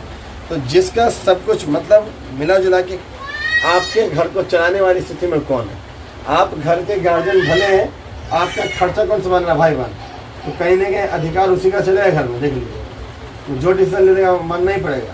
कहेगा हम कह रहे थे कहीं बात कर रहे हो भाई, आपको लगेगा आगे दिक्कत हो, चलो बात मान लेते हैं, आपको लगेगा भी, आप दबी आवाज़ से बोल सकते हैं, खुल के विरोध नहीं कीजिए, यही बात होती है, ठीक है। उसके बाद अन्य आधार की बात करेंगे। अन्य आधार में क्या होता है? ये समरक। ये क्या होगा? समरक्त क्या हो गया? परिवार, मतलब एक ही फैमिली, ब्लड रिलेशन एक ही है। अगर अपने पापा नहीं तो पापा के भाई होंगे तो चाचा जी होंगे, उनके पिताजी होंगे, दादाजी होंगे, उनका क्यों नहीं चलेगा? चलेगा। इसी तरीके से ये एक आधार है कि दादाजी बोले इसलिए ऐसा हो, ठीक है, किसी भी फैसले में। इसी तरीके से मम्मी नहीं बोली तो मामा जी बोले, चलेगा। अगर घर में ज़्यादा पावर चलता है किसी और का तो उनकी बात मानी जाएगी, ये रखा जाएगा, ठीक है, उसके आधार पे होगा। इसको हम पूरा तरजीह देंगे, इसको वैल्यू दिया जाएगा, उसको कोई नहीं रोक सकता, ठीक है ना। तो ये अन्य आधार में एक होगा, एक ही ब्लड रिलेशन वाले जो लोग हैं फैमिली के, उनका चलेगा, मामा जी, नाना जी, चाचा जी, दादाजी, फुआ जी, मौसा जी, ताया जी, है ना, उनका चलेगा ही चलेगा। आप सीधे डिस्कनेक्ट नहीं कर सकते, उनकी बात को काट नहीं सकते, आपको उनको जगह देना पड़ेगा। एक होगा। दूसरा विवाह संबंधी। विवाह संबंधी, जहाँ विवाह किया है आप, वहाँ से भी जुड़े हुए लोग हैं, उनका भी तो आप पे अधिकार है ना। विवाह संबंधित लोग हैं, उनका भी चलेगा, उनके लोगों को भी आपको जगह देनी पड़ेगी, उनकी बात को मानना पड़ेगा, वो जो परिवार के सदस्य उनको मानना पड़ेगा। तीसरा क्या है? जिस जगह पे रहते हैं, जिस नगर में रहते हैं, जिस नगर में रहते हैं, है ना, उनसे संबंध है। नगरीय परिवार बना हुआ है, आपके नगर के लोगों का परिवार है। पूरे नगर मेरा परिवार नहीं है, लेकिन नगर के लोगों में जो आपका आना जाना है, उठना बैठना है, उनकी बात नहीं मानिएगा। आप उनका जाते हैं, खाते पीते, उनकी बात वो आपके बात मानते, तो आप क्या नहीं मानेंगे, आपको भी उनको जगह देनी पड़ेगी, उनकी बात माननी पड़ेगी। इसी तरीके से आपका ग्रामीण क्षेत्र होता है। आप शहर में, लेकिन शहर में कुछ नहीं किया, लोग बोले क्या नहीं कर रहा भाई, यहाँ करो, क्या नहीं, हमारा गाँव है, गाँव से ही सब कुछ होता है। आपको ही बुलाएंगे, लेकिन अपने गाँव ही बुलाएंगे, हमारी परंपरा यही है फैमिली की। तो ग्रामीण जो परिवार है उसका बहुत कुछ लालन पालन क्या होता है, ग्रामीण स्तर पर होता है।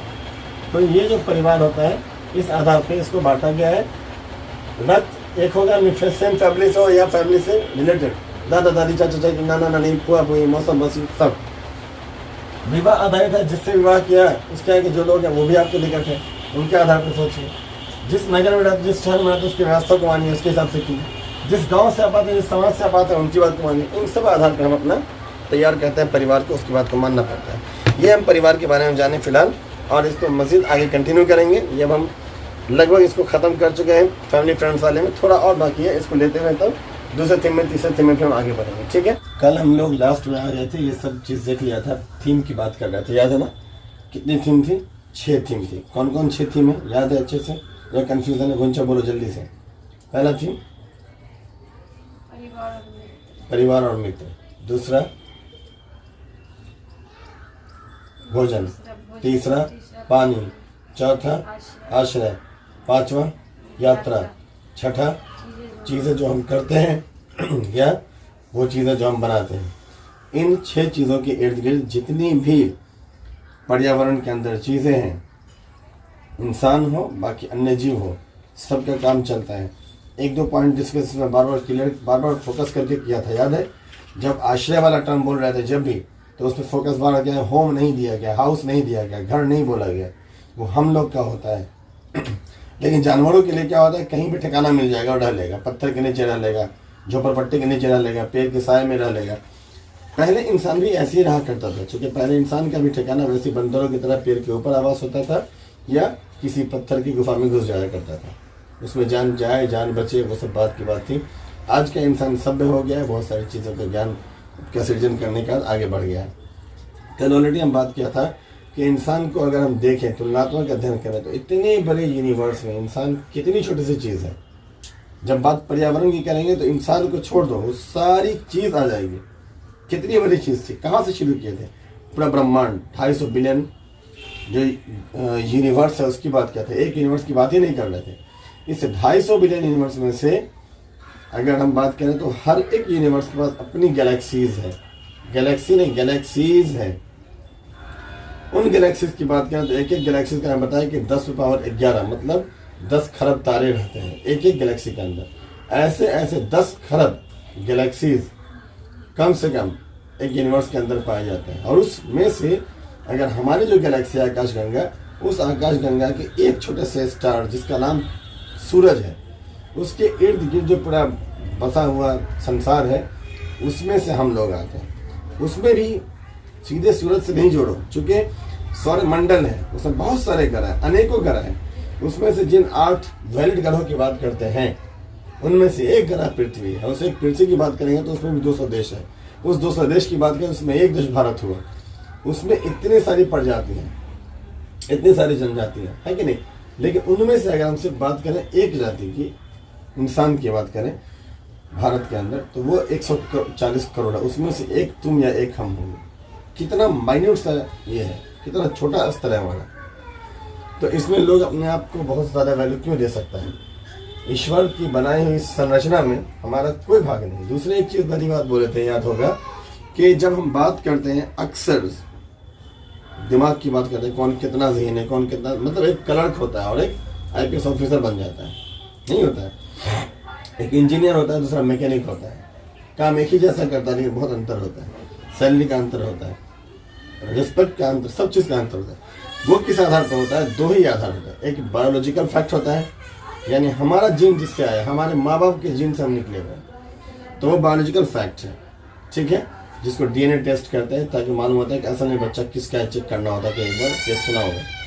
तो वो जो बायोलॉजिकल फैक्ट है हमारा, उससे जो जीन होता है, उस जीन का इम्पैक्ट हमारे ऊपर होता है। उसकी वजह से हमारा IQ स्ट्रांग होता है या कम होता है।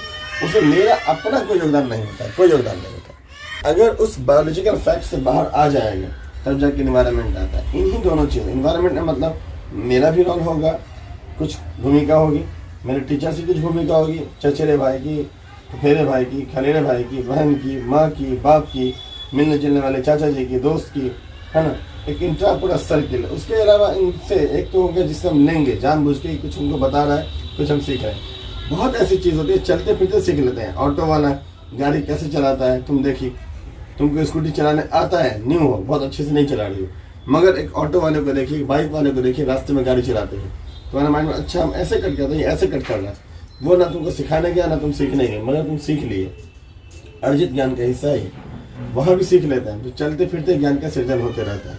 ये सब किस में आया? ये सब आया होमो सेपियंस के अंदर, जिसकी आयु हम बताए थे, याद होगा कि पूरे विश्व की बात करें, ब्रह्मांड की बात करें, तो एक स्ट्रक्चर जिसको साइंस मानता है उसके अंतर्गत बताया गया, ठीक है, कि एक ब्लास्ट हुआ था बहुत बड़ा, बिग बैंग थ्योरी है।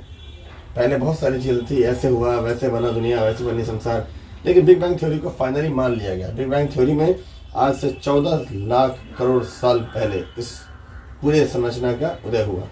उसमें से 370 करोड़ साल पहले की बात करें, जब इंसान आया, वो इंसान जो ज्ञानी था, जिसका दिमाग सोच सकता था, इमेज कर सकता था, आने वाली कल्पनाओं पर जीता था कि अगर आज मान लो इतना सारा खाना बंदर को दे दो, जो खाना खाए खत्म कर देगा, बचा के नहीं रखेगा वो कल के लिए। इंसान को होगा तो बचा के जरूर रखेगा, ये खा लिया, ये रात में खाएंगे, ये कल खाएंगे, ये परसों खाएंगे। ये जो कल वाली सोच है, आने वाली सोच है, भविष्य की सोच है, ये सिर्फ इंसान कर सकता है। ये होमो सेपियंस में आया था।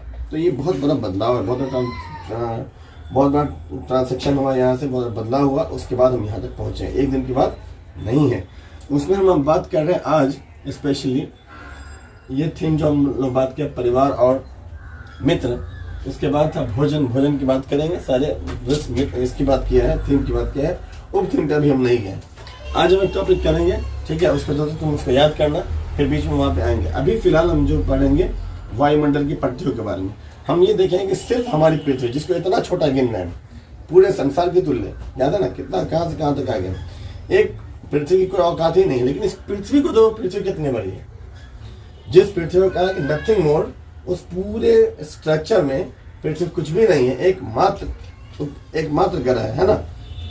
उस ग्रह को देखो, अगर एक पृथ्वी को देखो, उसमें ये सारे मंडल, तो ये मंडल कैसे हैं, किस प्रकार से, उसके बारे में चर्चा करेंगे, ठीक है। लिखना हो साथ नोट भी कर सकते हो, बाकी हम जो वीडियो रहेगा उसमें भी आपके साथ साथ ये रहेगा, वहां से भी नोट कर सकते हैं कि पृथ्वी के जो चारों ओर सैकड़ों किलोमीटर की मोटाई है। कितनी है? सैकड़ों, यानी कि 100 नेट है, सैकड़ों, कई सौ किलोमीटर। 1 किलोमीटर कितना होता है इतना जरूर आइडिया होगा, है ना। तो पृथ्वी के चारों ओर, पृथ्वी जो घिरा हुआ है ना पूरा, पृथ्वी में ही एक आबादी रहती है, हम लोग रहते हैं, इंसान रहते हैं, अन्य जीव जंतु रहते हैं, पेड़ पौधे रहते हैं, सारी चीजें, ठीक है। हालांकि एलियन का कंसेप्ट बहुत दिन से चल रहा है, लोग कहते हैं एलियंस होगा, किसी अदर ग्रह पे होगा, कौन है, क्या है, कैसा होगा, उसके बारे में बहुत तरह की मूवीज बनी, बहुत तरह की थ्योरीज आई। कोई कहता है सिलिकन का बना हुआ आदमी हो सकता है दूसरे ग्रह पर, कोई कहता है वो धूप खाता होगा, उस पर मूवी बन गई, जैसे कोई मिल गया। कोई कहता है कि पता नहीं कुछ और खाता होगा, मट्टी खा लेता होगा, ये खाता होगा, कीड़ा खाता होगा, कोई पौधा आता होगा वो खाता होगा, है ना। तो ये सब अटकलन है, इसका कोई बेस आधार अभी तक नहीं है। ये सब सिर्फ इस बिना पे होता है कि पृथ्वी पर जिस तरह का स्ट्रक्चर है, इससे मिलता जुलता स्ट्रक्चर, जैसे मंगल ग्रह पे पानी या बहुत ऐसी चीज है, या चांद के ऊपर देखा गया, चांद क्या है, पृथ्वी का टूटा हुआ एक भाग है, अलग है, जैसे उसमें देखा गया कि क्या है कि उसमें भी पानी है, उसमें भूमि है, जमीन है। तो जो पृथ्वी के पास है वो सारी चीजें जहाँ पर है, और जितना टेम्परेचर पृथ्वी का है, इसके आसपास का जो टेम्परेचर है, कुछ ज्यादा कुछ कम, तो ये माना जा सकता है कि वहां पर कोई इस तरह का आदमी जैसी कोई प्रकृति का निवास हो सकता है। हालांकि कंफर्म नहीं है, इसी को एलियन कहते हैं, यानी दूसरे ग्रह का प्राणी, जो कि अभी तक कोई दिखा नहीं है, ठीक है। कई बार दावे होते हैं, कई बार साइंटिस्ट कहते हैं हाँ है, कई बार कहते हैं नहीं है, कई कहता है कि उड़न तश्तरी पाई गई, देखा गया, अचानक से आया, पूरा जमीन यहाँ पे जल गया, लाइट गुम हो गई, मिला जुला के पता नहीं कितने सारे TV program, TV serials, movies बनाई गई इसके ऊपर, वो एक अलग चीज़ है। लेकिन परफेक्ट उदाहरण, परफेक्ट एग्जाम्पल हमारे पास अभी के डेट में नहीं है उसका। क्लियर? किसको लेकर के? एलियन को लेकर के। तो एलियन क्या है, आगे आने वाले फ्यूचर में क्या होगा, इतना बड़ा रहस्यमय संसार है, 250 बिलियन कह सकते हो यूनिवर्स के बीच, एक यूनिवर्स में इतनी चीज़ें हैं कि हम समझ नहीं सकते हैं, और जितना समझेंगे वो कम पड़ता है ना। तो हम आज सिर्फ देखें कि सिर्फ मेरी जो पृथ्वी है जिस पर हम रहते हैं, इस पृथ्वी की बात खाली करेंगे अभी हम, कि पृथ्वी कैसे, इसको समझेंगे। तो पृथ्वी पे ये 5 तरह की पट्टियां हैं जिसने पृथ्वी को घेरा हुआ है। पृथ्वी की पूरी गोलाई में जो पट्टियां हैं वो 5 पट्टियां हैं, ठीक है। ये 5 पट्टियां हैं। तो ये 5 पट्टियां कौन सी हैं? ठीक है, कई बार 7 पट्टी की बात भी होती है, वो भी करेंगे, लेकिन हम 5 पट्टी से ही सवाल भी आपको आएगा। 5 पट्टी ही वायुमंडल की पड़ते हैं, उसकी बात करेंगे। तो सबसे पहले समझेंगे पृथ्वी के चारों ओर जो घेरा है, पट्टी क्या हो, जिसने घेरा हुआ है, सराउंडेड किया हुआ है, ठीक है ना। कैसा घेरा है? तो पृथ्वी के चारों ओर सैकड़ों किलोमीटर की क्या है, सैकड़ों किलोमीटर की गैसीय आवरण से घिरा हुआ बैंड है, एक तरह का। क्या है? पृथ्वी को चारों तरफ से घेरा हुआ है, सैकड़ों किलोमीटर मोटा गैस का मोटा आवरण है। आवरण जैसे पट्टी होता है बैंड, कोई एक चीज सीधे लपेट दिया, रस्सी से बांध दिया, उस तरह एक आवरण है। कितना? सैकड़ों किलोमीटर, ठीक है, सैकड़ों किलोमीटर मोटा। अब उसमें क्या होता है? गैसीय आवरण है, इसी गैसीय आवरण को क्या बोला गया है? वायुमंडल बोला गया। कोई दिक्कत? पृथ्वी के चारों ओर क्या है? सैकड़ों किलोमीटर मोटा गैसीय आवरण है, जिसने पृथ्वी को अपने से घेरा हुआ है, ठीक है। और उसके बीच जितनी सारी चीज़ें हैं, वो हम लोग हैं, सारा जीव है, सब उसके अंदर है, सब उसके अंदर है। तो पृथ्वी जो चारों तरफ से सैकड़ों किलोमीटर मोटी गैसीय आवरण से घिरा हुआ है, उस घेरा का नाम क्या है? वायुमंडल है। कोई दिक्कत है इसमें? चलो, पहली चीज आगे कि वायुमंडल की विभिन्न गैसों, वायुमंडल की बात करें तो विभिन्न गैसें इसके अंदर है, एक दो गैस नहीं है। जब पीटी पढ़ते हो पीरियडिक टेबल तो शुरू होता है hydrogen, helium, lithium, sodium, beryllium, potassium, है ना, पूरा पढ़ा होगा। 118 एलिमेंट्स का नाम जानते हैं, या 120 कहा जाता है। तो 118 या 20 एलिमेंट जो भी है वो सब गैसेस हैं।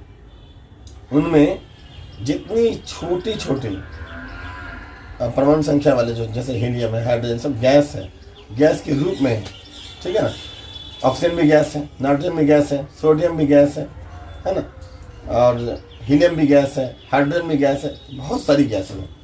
तो ये जो गैसीय आवरण जब बोला गया तो उस गैसीय आवरण में कौन कौन? बहुत सारी गैस है, एक नहीं गैस, ठीक है ना।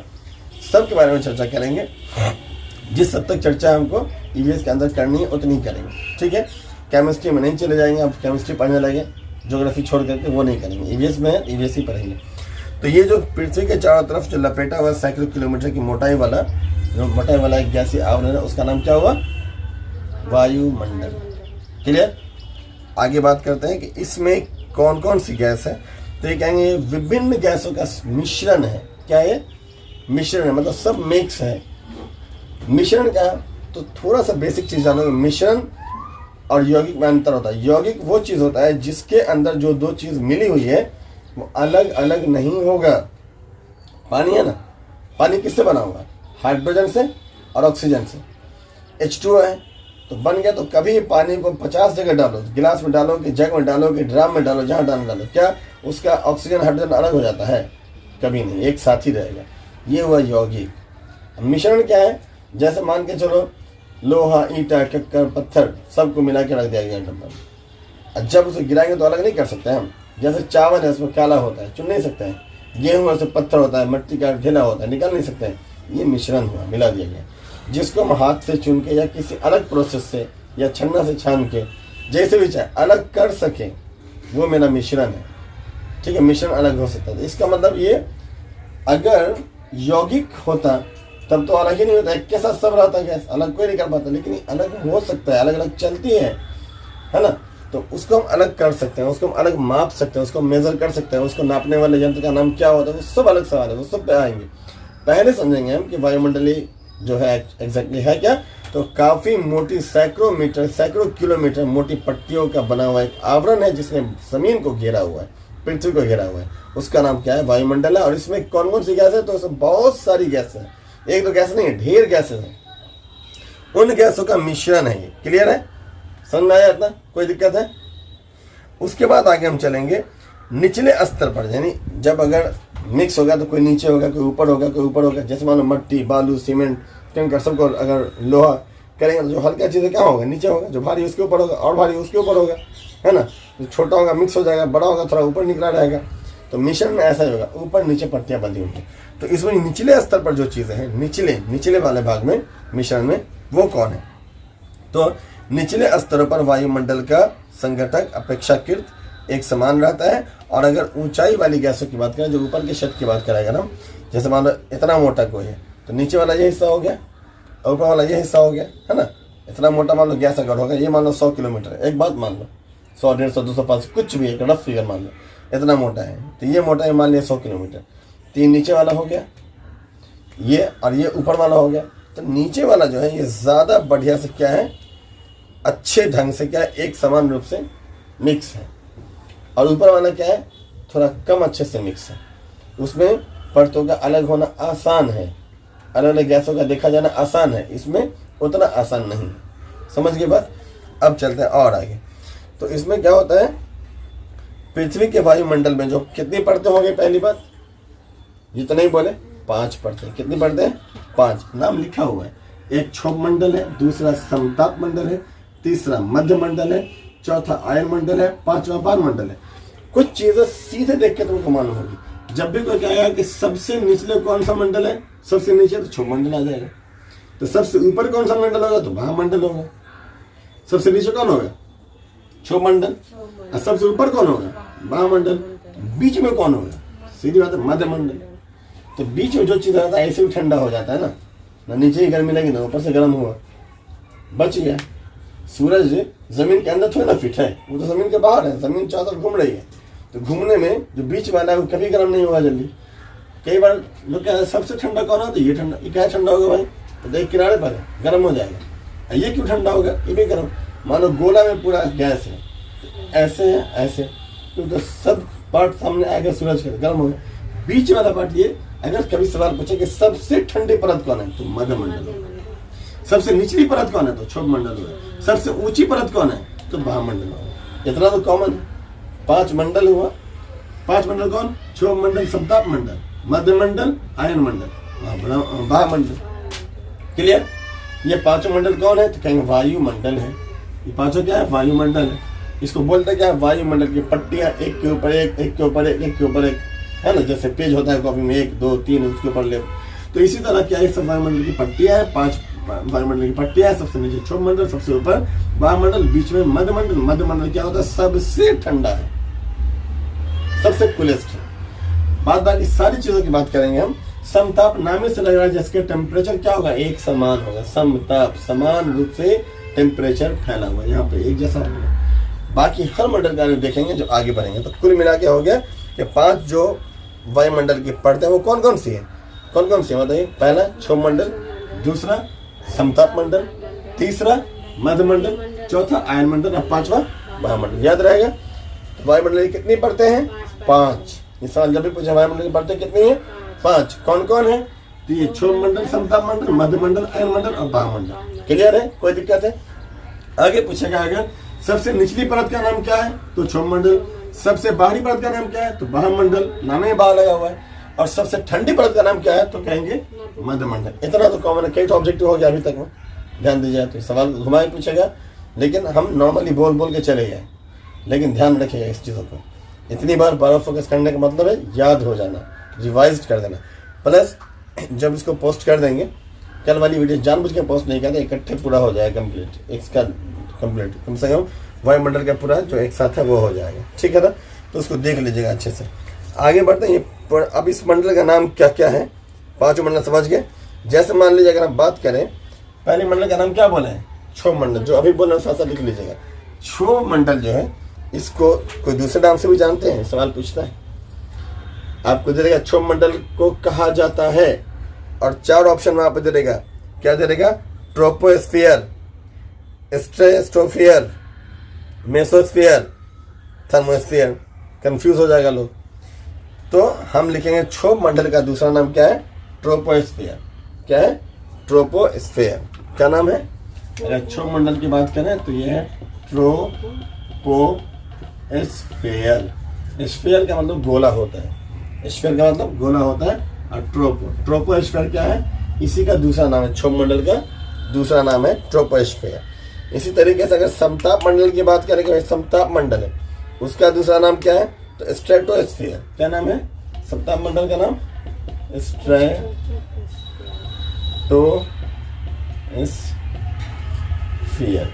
ठीक है, हिंदी दोनों में एक ही चीज लिखे, स्ट्रेटोस्फियर। इसको अंग्रेजी में लिखा, हिंदी में पढ़ के देख लीजिए। स्फीयर वही बोल रहे हैं, स्फीयर गोला है। स्फीयर क्या है, गोला है। स्ट्रेटोस्फियर। ठीक है, ये किसका नाम है, समताप मंडल का नाम ही स्ट्रेटोस्फियर है, और क्षोभ मंडल ही का नाम ट्रोपोस्फियर है। कोई दिक्कत इसमें, कोई दिक्कत है, इसको याद करना होगा आपको। हम इसमें दिक्कत और नहीं, कोई बात नहीं। मध्य मंडल है तो क्या होगा, मध्य मंडल का नाम है मेसोस्फियर। क्या नाम है, मेसोस्फियर। लिख लीजिए, मेसोस्फियर। ठीक है, क्या है, मेसोस्फियर। अंग्रेजी में लिखिए, हिंदी में लिखिए तो ऐसे बोलिए, मेसोस्फियर। मेसोस्फियर क्या है, ये नाम इसका हो गया। किसका हो गया, मध्यमंडल का। अगर हम इसके बाद बात करें, कौन है इसके बाद? आयन मंडल है। क्या नाम है? आयन मंडल है। तो इसका नाम क्या होगा? इसका नाम थर्मोस्फेयर। क्या नाम है इसका? ये पे लिख दे रहा है थर्मोस्फेयर। आयन मंडली का नाम थर्मोस्फेयर भी है, थर्मोस्फेयर भी है। और अगर लास्ट बच जा रहा है कौन? बाह्यमंडल का, इसका नाम क्या होगा? तो इसको सबसे बाहरी बोलता है एक्सोस्फेयर। बाह्यमंडल की बात करना है, एक्सोस्फेयर इसका नाम। ठीक है। क्षोभ मंडल का दूसरा नाम ट्रोपोस्फेयर हुआ। समताप मंडल एरो दे दिया, स्ट्रोस्फेयर है। ठीक है। मध्यमंडल का नाम लिखे हैं, मध्यमंडल का दूसरा नाम क्या है? तो मेसोस्फेयर हो गया। मध्यमंडल का नाम मेसोस्फेयर हो गया। उसके बाद आयन मंडल की बात किया तो थर्मोस्फेयर, इसी को कहा जाएगा।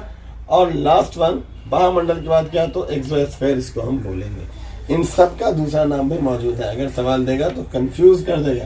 और तो और आयन मंडल को क्या करता है, कभी कभी ना आयन मंडल देगा ना थर्मोस्फेयर देगा, एकदम हटा करके समताप है ना ऊपर में, सम हटा देगा, खाली इसको ताप मंडल बोलते हैं। कंफ्यूज करने के लिए दे देता है।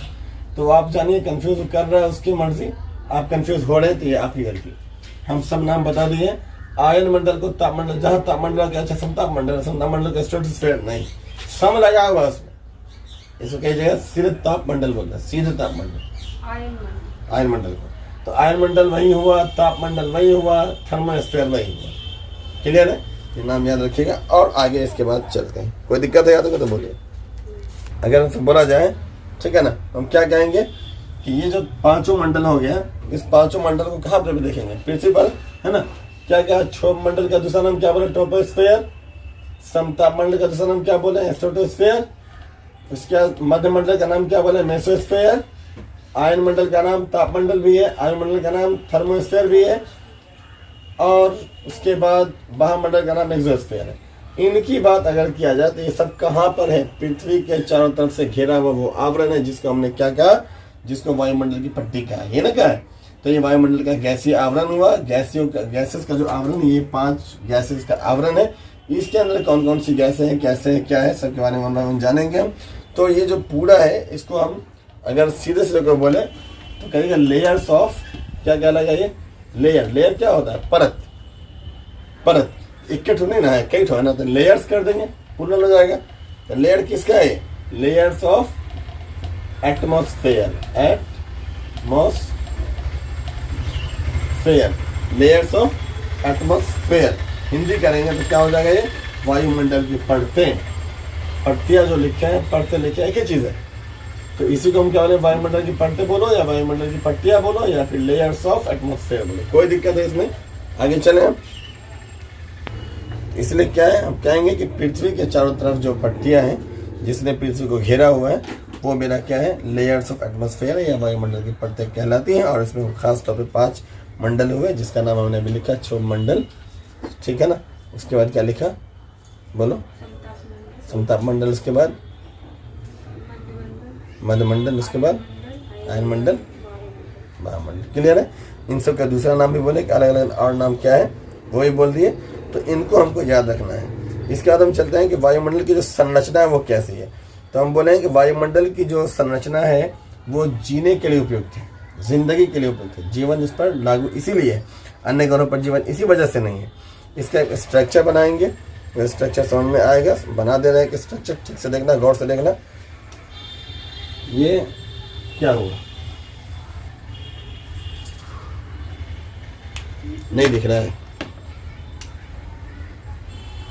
काम करते हैं वो। ये जो फिगर बनाया है ये क्या है? वायुमंडल की परतों को दिखाया गया है। इसमें सबसे ज्यादा कौन है? हरा रंग पाया जाता है। नाइट्रोजन की वजह से हरियाली होती है। जितना पेड़ पौधा हरा है ना, सब हरियाली क्यों है? Due to nitrogen. ऑक्सीजन हमारे जीने के लिए जरूरी है। ऑक्सीजन भी 21% है। कई बार लोग कहते हैं भाई ऑक्सीजन की मात्रा घटा जा रहा है, बढ़ जाए तो क्या होगा? बढ़ जाए तब भी दिक्कत जाएगी, बढ़ना नहीं चाहिए। जितना है बैलेंस बना रहे, उससे ज़्यादा नहीं।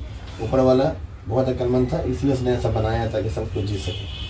हरियाली के बिना इंसान का जीवन नहीं हो पाएगा, और हरियाली लाने के लिए नाइट्रोजन ज़रूरी है। ठीक है ना। बिना हरियाली की पॉसिबल ही नहीं। और बैलेंस बिगड़े तो सब चीज़ बिगड़ जाएगा, बैलेंस नहीं बिगड़ सकता है। तो होता क्या है कि अगर हम बात करें तो हम कहेंगे कि वायुमंडल पर जो पृथ्वी पर जो जीवन है, जीवन किस वजह से, इसी वजह से जो देखो यहाँ इसकी वजह से एक ऐसा स्ट्रक्चर है, इसकी वजह से जीवन हमारा संभव है पृथ्वी के ऊपर। अगर और हम बात करें अगर, तो जो हमारी शुद्ध वायु है, या ये कह सकते हैं जो शुष्क वायु है, जो भींगा हुआ नहीं है, हमको कैसे मिलता है, वायु के रूप में ही मिलता है, शुष्क है। तो ये शुष्क और शुद्ध वायु जो है वो जो मिलता है हमको, तो वो कैसे मिलता है, ठीक है। इस पर क्या है हम समझेंगे, इन पे कौन सी गैस का परसेंटेज कितना है, तो उससे समझ में आ जाएगा हमको, ठीक है ना। अब किसका कितना परसेंटेज है वो समझने के लिए हमको सब लिखना पड़ेगा। इसको लिखेगा, जैसे नाइट्रोजन है तो वो कितना हो गया, 78.09%। कितना है, एक्यूरेट लिखना है, 78.09%। ये कौन है, नाइट्रोजन है। इसमें तो मोटा मोटा लिख दिया ना, नाइट्रोजन गैस इतनी है, अच्छा खासा है, कम तो नहीं है। इसके बाद अगर हम ऑक्सीजन की बात करें तो किसकी बात करें हम, ऑक्सीजन, ये कितना है, तो हम कहेंगे 20.95%। हो गया, लगभग 21% है, इसलिए मोटा मोटा लिखा गया यहाँ पर 21% या 78%, थोड़ा कम किया ना, 78.09% है मेरा नाइट्रोजन, 20.95% है मेरा क्या, ऑक्सीजन। आर्गन की बात करता है, कौन सी गैस, कलर चेंज कर देना, ध्यान में रहेगा आपको। आर्गन की बात करता है, आर्गन ये कितना है भाई, आर्गन कितना परसेंटेज है, तो 0.93%। कितना है, 0.93%, एकदम याद रखिएगा, ये इतना है। अन्य गैस की बात करें, अन्य अदर जितनी भी गैसेस हैं, अदर गैसेस, अन्य में इसके अलावा जितनी है सब आ गए, तो 0.03%। क्लियर है, इतना ही परसेंटेज है। और इन सब के बाद, इन सब की वजह से क्या बनता है जमीन के ऊपर, वायु दाब बनता है, वायु का दबाव बनता है। वायु का दबाव क्या है, प्रेशर है, वायु का प्रेशर है। तुम कोई चीज़ को ऐसे दाबो तो क्या दबेगा ना, कोई चीज़ कैसे दाबे, मान लो बैलून ले लिया, ऐसे दाबते दाबते दाबते दाबते बहुत सारे दाब देंगे, ऐसा तो क्या होगा, फूट जाएगा। कब तक नहीं फूटेगा, जब तक उसकी हवा आपस में इधर उधर एक्सचेंज हो रही है। मान इतना बड़ा बैलून फूल सकता था, इतना बड़ा, देखो यहाँ इतना फूलता, और हम बैलून को इतना फुलाए, इतना फूलता ना, अब फुलाए कितना है, इतना, तो इसका मतलब इतनी तो बाकी है गैस, समझ में आ रहा है पहले, ठीक है। जब इतना बड़ा कोई गैस का आवरण बनेगा, मान लो बैलून बनाया, कॉमन एग्जांपल करके देख सकते हैं हम। कभी कभी क्या होता है, बैलून फूकते फूकते फूकते ही फूट गया फटक से, तो एक्सेस हो गया, हवा नहीं बर्दाश्त करे, फूट जाएगा। इसीलिए क्या होता है, सेम बैलून समझ लो हमारी पृथ्वी को भी, तो इतना बड़ा अगर बैलून फूका जा सकता था, इतना बड़ा, और उसको इतना ही फूके हैं, तो हवा तो है भी बाकी उसमें। अब जब दबाएंगे तो जल्दी बैलून फूटेगा नहीं, देर तक रहेगा, स्टे करेगा, ऐसे दबाएंगे इधर से इधर से लचीला रहेगा, होगा ना। लेकिन अगर पूरा फुल कर दिया तब ऐसे करें तो क्या होगा, फट से फूट जाएगा। तो जितना में आपस में कंट्रोल किया जा सकता है वो चीज़ ठीक है, ओवर कर जाएगा तो दिक्कत होगा। पेड़ पौधे लगाने के लिए इसी कहा जाता है, क्यों, पेड़ पौधा ऑलरेडी नाइट्रोजन की वजह से हरियाली लेगा ही, तो नाइट्रोजन बैलेंस उसका हो ही जाएगा, प्लस वो ऑक्सीजन क्या होगा, रिमूव करेगा अपने अंदर से, तो हमको मिलेगा, जानवरों को मिलेगा, तो ऑटोमेटिकली पूरा स्ट्रक्चर क्या होगा, सही रहेगा। एक आदमी को जिंदा रहने के लिए, याद रखिए, इसको हम डेटा के तौर पर बता दे रहे हैं, ठीक है। इसको डिलीट कर दे, इसको ठीक से नोट कर लीजिए, जो फिगर दिख रहा है आपको,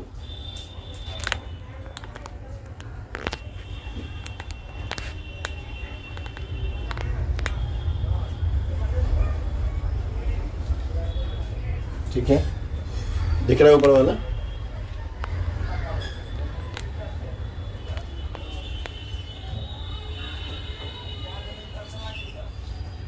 एक आदमी को जिंदा रहने के लिए कितना पेड़ चाहिए पता है, एक आदमी को जिंदा रहने के लिए कम से कम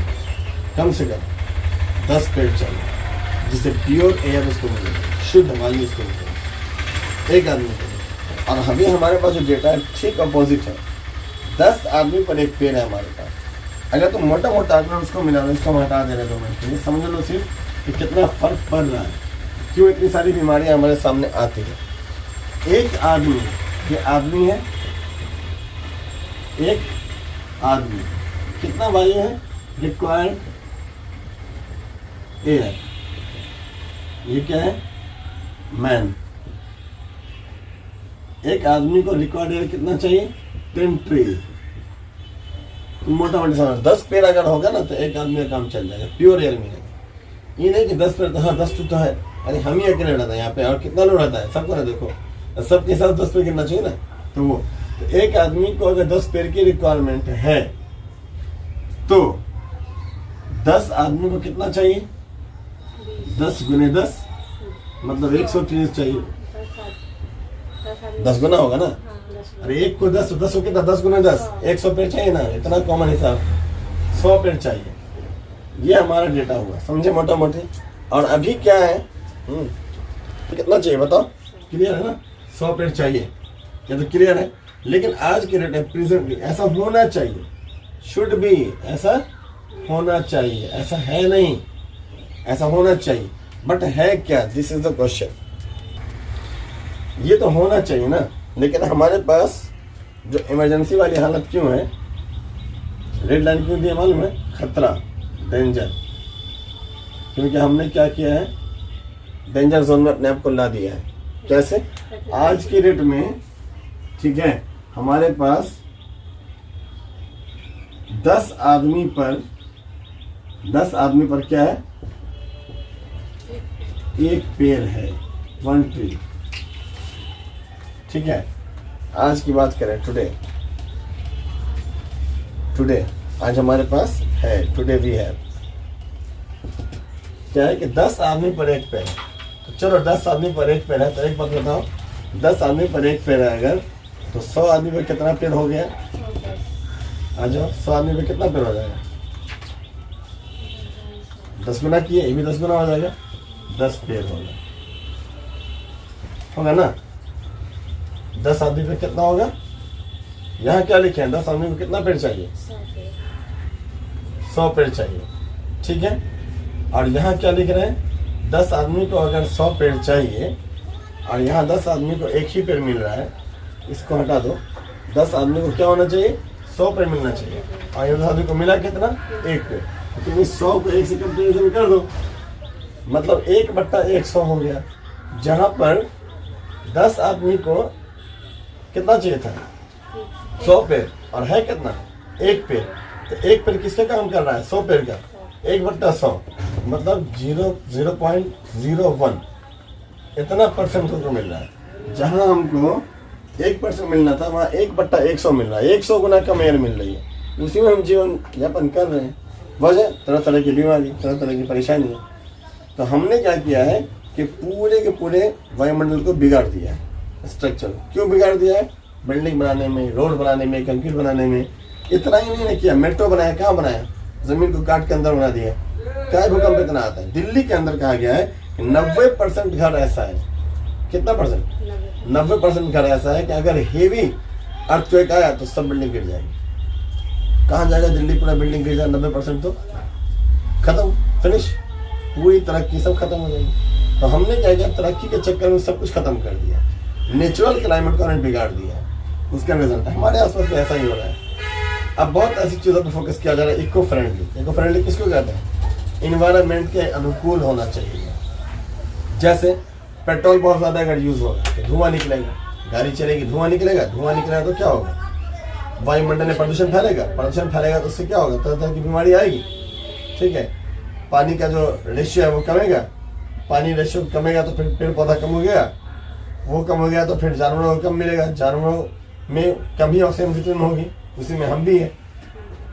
तो ये सब एक दूसरे से कनेक्टेड है, कुल मिला के ये कह सकते हैं। इसीलिए कि हमको बैलेंस करना पड़ेगा, चाहे जैसे भी करें करना पड़ेगा। बाहर के देशों में जो डेवलप्ड कंट्रीज है वहाँ पे लोग अब ग्रीन विलेज बनाने लगे हैं। मतलब जब गांव से हम शहर तक आए थे, अब शहर से गांव तक जा रहे हैं, पलट हो रहा है। क्यों? नेचुरल क्लाइमेट लाने के लिए। इसके बाद हम बात करते हैं, आगे चलेंगे हम। ये तो वायुमंडल दाब के बारे में क्या लिखा? वायुमंडल दाब बनता है, इतनी सारी गैस, उसका दबाव तो बनेगा ही मेरे पे। तो वायुमंडल का दाब बनता कैसे है? तो वायुमंडल का दाब बनता है दबाव। जैसे आंधी आती है, तूफान आती है, कैसे आती है? दबाव की वजह से आती है। उसका जो दबाव है जमा रहता है, एक बार पूरा प्रेशर बाहर फेंकता है। तो तेज आंधी तूफान अभी क्या आया है, कौन सा था, वज्रपात हुआ ना अभी, तो वो जो हुआ अभी राजस्थान होते हुए गुजरते हुए जा रहा है। और आया कहाँ से इसके पहले, राजस्थान तो बाद में गया, पहले कहाँ से आया राजस्थान के पहले, पहले वो तूफान कहाँ आया और वहाँ से होके कहाँ चला गया, हमारे यहाँ तो नहीं आया। ठीक है, पहले वो जो तूफान आया वज्रपात वो अभी राजस्थान में तहलका मचाया, पूरा बिहार बचा, दबाव पड़ता है। ठीक है, इसमें क्या होता है कि जब उच्च तापमान, उच्च बहुत हाई टेम्परेचर वाली जो एयर होती है, ठीक है ना, वो क्षेत्र जो होता है उच्च तापमान वाला क्षेत्र, जैसे मान लीजिए यहाँ पर जो टेम्परेचर है, क्या हर जगह टेम्परेचर ऐसा ही होगा, कहीं ज़्यादा भी होगा कहीं कम भी होगा। तो जहाँ पर इससे ज़्यादा कड़ी धूप, घनी धूप, सामने से धूप मिलेगी, वहाँ टेम्परेचर इससे ज़्यादा होगा। ठीक है ना, कई ऐसा क्षेत्र है जहाँ पे हमेशा तेज़ गर्मी होती है और कश्मीर वगैरह हमेशा कूल रहता है ना। तो ये फ़र्क है, टेम्परेचर का डिफरेंस होता है। तो वो ऐसे क्षेत्र जहाँ पर क्या होता है टेम्परेचर बहुत ज़्यादा होता है, ठीक है, तो वहाँ पर क्या होता है हल्की हो जाती है। हल्की होती कहाँ भागेगी, वो ऊपर भागेगी। ठीक है, ऊपर भागने के बाद क्या होगा कि बहुत जो गर्म हवा होगी जब ऊपर चली जाएगी तो एक प्रेशर बनेगा, नीचे की हवा खाली हो गया ना, नीचे प्रेशर बनेगा। ये प्रेशर क्या होता है कि जो न्यूनतम दाब वाले या कम टेम्परेचर वाले एरियाज़ हैं वहाँ पर बहुत तेज़ी में वो गैस एकदम मूव कर जाएगी वो। ठीक है, और उसकी वजह से क्या होगा, भारी हवा अचानक से चलने लगेगी, भारी हवा। और इसी को हम क्या बोलते हैं, स्टॉर्म का नाम दे देते हैं, तूफान का नाम दे देते हैं, ऐसे बोलते हैं। तो वायुमंडल के जो पढ़ते हैं इसके अंदर हम इन पांचों मंडलों के बारे में जानेंगे। लेकिन आंधी तूफान क्या आता है, क्या पांचों मंडलों में आता है, नहीं, सब में नहीं आता आंधी तूफान, हमारे पास आता है। तो हम कहाँ पे हैं, किसके नज़दीक है, हमारे से सबसे नज़दीक कौन सी मंडल है। अगर ये सवाल पूछे सबसे नज़दीक कौन सी मंडल है हमसे, कौन सी मंडल, क्षोभ मंडल। बोले थे ना ये सबसे निचले कौन है, क्षोभ मंडल। इसके बारे में करेंगे कि क्षोभ मंडल में क्या होता है कि ये वायुमंडल की सबसे निचली परत को कहते हैं। किसकी बात कर रहे हैं हम, क्षोभ मंडल की। ये सबसे निचली परत है जिसको हम ट्रोपोस्फेयर कहते हैं, या फिर कहिए कि ट्रोपोस्फेयर या निचली परत, दोनों बोल सकते हैं। निचली परत बोला जाए सेम क्षोभ मंडल, या ट्रोपोस्फेयर बोले तब भी क्या सेम, वो क्षोभ मंडल है। और अगर बोले क्षोभ मंडल का दूसरा नाम तो क्या कहेंगे, ट्रोपोस्फेयर। ये दोनों तीनों चीज़ों को हम साथ में याद रखेंगे। ठीक है, यहाँ पे क्या होता है कि वायुमंडल जो होती है ये सबसे निचले स्थान में यहीं पे फैला हुआ है। सभी जो मौसम में जितनी तरह की घटनाएं होती जैसे तूफान का आना, आंधी का आना, या ऐसी जितनी तरह की हलचल होती है, बादल का गरजना, बारिश का आना, ये सब अन्य किसी मंडल में नहीं होता है। कहाँ होता है, सिर्फ और सिर्फ क्षोभ मंडल के अंदर ही ऐसा होता है। और एक सवाल इससे जुड़ा हुआ आगे पूछेंगे, आगे बताएंगे तब पूछेंगे। कैसा कहीं मन में आया होगा कि भाई तूफान आ रहा है, जो हवाई जहाज बैठा होगा उसको कैसा लग रहा होगा, हमको नीचे से डर लग रहा है, नहीं, उसको कुछ नहीं लगेगा, क्षोभ मंडल की परत से ऊपर है, उसको काहे के लिए गर्जन सुनाई देगी। क्षोभ मंडल में तूफान आता है, गर्जन होता है, सब कुछ, बादल बरसता है, सब इसके अंदर होता है, बारिश इसके अंदर होती है। और जो हवाई जहाज सब चलती है उस मंडल में नहीं चलती है, इसके लिए टेम्परेचर एक समान चाहिए, समताप मंडल चाहिए। तो जब उस मंडले में नहीं होती तो क्या फर्क पड़ेगा, आप जहाँ पे तूफान आया वहाँ पे फैलिए नहीं, डरना क्या है। तूफान हर जगह एक साथ नहीं ना आता है, कहीं आया कहीं नहीं आया। अब गाँव में तूफान इधर आया तो आपको डर लगेगा, क्या होगा, मेरा घर उड़ जाएगा, क्या होगा, नहीं होगा। गाँव में कहीं उड़ेगा भाई, तूफान इधर आया है तो उड़ेगा, इधर उड़ेगा, गाँव में तो नहीं उड़ेगा। ठीक है, तो ये डिपेंड करता है। इसीलिए सवाल अगर पूछेगा कि वो कौन सा मंडल है जिसमें आंधी आता है, तूफान आता है, ओलावृष्टि होती है, या कुछ भी जोड़ दे इससे, मौसम सर्गर्मी, आंधी तूफान ये वो, अगर वो सब किस में आएगा, सिर्फ क्षोभ मंडल में ही आएगा। याद रखना, इसको लिख लो अपने हिसाब से पॉइंट। ठीक है, साथ में प्लस हम तो दे ही देंगे, उसमें रहेगा ही। इसके बाद इस परत में ऊंचाई जो होती है कहाँ से कहाँ तक है, तो इसमें क्या होता है करीब 1000 मीटर की दर से घटता चला जाता है। कौन, अगर हम बात करें इस परत की तो ऊंचाई के साथ तापमान क्या होता है 6.5 डिग्री घटते हुए चला जाता है प्रति 1000 किलोमीटर, प्रति 1000 मीटर, किलोमीटर नहीं सॉरी, प्रति 1000 हर 1000 मीटर, 1000 मीटर कितना हो गया? 1 किलोमीटर। तो हर 1 किलोमीटर में इस परत की बात कर रहे हैं। किस परत की? क्षोभ मंडल की। हर 1 किलोमीटर ऊंचाई पर जाएंगे। 1000 मीटर बोले, 1000 को किलो बोलते हैं। अगर मीटर में बोले कंफ्यूज करने के लिए बोले, दिमाग नहीं लगाना। कंफ्यूज कर रहा है तो दिमाग लगा लो, कंफ्यूज कर रहा है। 1000 मीटर कहने का मतलब है 1 किलोमीटर। तो 1 किलोमीटर अगर ऊंचाई पर चलेगा तो टेम्परेचर क्या हो जाएगा? 6.5 डिग्री कम जाएगा। कितना कम जाएगा? 6.5 डिग्री प्रति 1000 मीटर की दर से घटता हुआ चला जाता है। ठीक है ना। सामान्यतः ऐसा गिरावट होता है। ठीक है। ऐसा लैप्स क्यों होता है? ये सब लैप्स कहाँ होता है? तो हम कहेंगे क्षोभ मंडल में या ट्रोपोस्फीयर के अंतर्गत होता है। ठीक है। इसमें धूल का कण होता है। धूल कण क्या हुआ? गर्दा गुबार जो उड़ता है, धूल कण। हमको लग रहा है कितना गर्दा, पूरे में क्षोभ मंडल में कितना गर्दा गुबार होगा, सोच के देखो। उतना धूल कण हुआ तो क्या क्या होगा। ठीक है ना। तो बहरहाल इसमें धूल के कण होते हैं, जलवाष्प होते हैं। ठीक है। और बहुत अलग तरह की अशुद्धियाँ होती हैं जिससे कि टेम्परेचर हमारा क्या होता है? गड़बड़ा जाता है। इसकी वजह से इसमें क्या होता है? आंधी तूफान ऐसी सारी घटनाएं घटित होती रहती हैं। और हर 1 किलोमीटर की ऊंचाई पर जब चले जाएंगे हम, या इसको मीटर में बोले तो 1000 मीटर बोल सकते हैं, जाने पर हम देखते हैं टेम्परेचर जितना नीचे था उससे क्या हो गया? क्या होता है? 6.5 डिग्री कमता चला जाता है। क्लियर है? कोई दिक्कत इसमें? फिर हम बोलेंगे जो परत है, कौन सी परत? क्षोभ मंडल।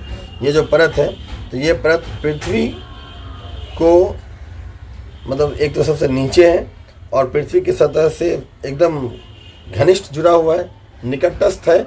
इसलिए इसमें कुछ भी घटना घटित होगी तो उसका असर किसको पड़ेगा? पड़ेगा हम लोग को। हम ही लोग को नहीं पड़ेगा, जितना जीव है सबको पड़ेगा, है ना। तो सबको तो अपनी फिक्र होती है। घोड़े को क्या रोग से वो क्या मतलब, बंदरों को क्या रोग से क्या मतलब। ठीक है। ऐसे वो लोग उसका जुगाड़ जानता है, अपने बचने का जुगाड़ उसको भी पता है, वो कहाँ जा सकता है, क्या कर सकता है। हम लोग के साथ क्या होता है? बंदर के साथ क्या होता है? घोड़े के साथ क्या होता है? घोड़ा तने तना रहता है, ना उसके पास कोई कपड़ा लगता है, ना वो बेड रखे हुआ है, ना कुछ ऐसा है। टेंशन क्यों पालेगा? जान बचाओ, भाग जाओ। इंसान क्या है? हम कहाँ जाएंगे, ये सामान कहाँ जाएगा, ये कहाँ जाएगा, वो कहाँ जाएगा, घर कैसे बचाएंगे, गाड़ी कहाँ जाएगी।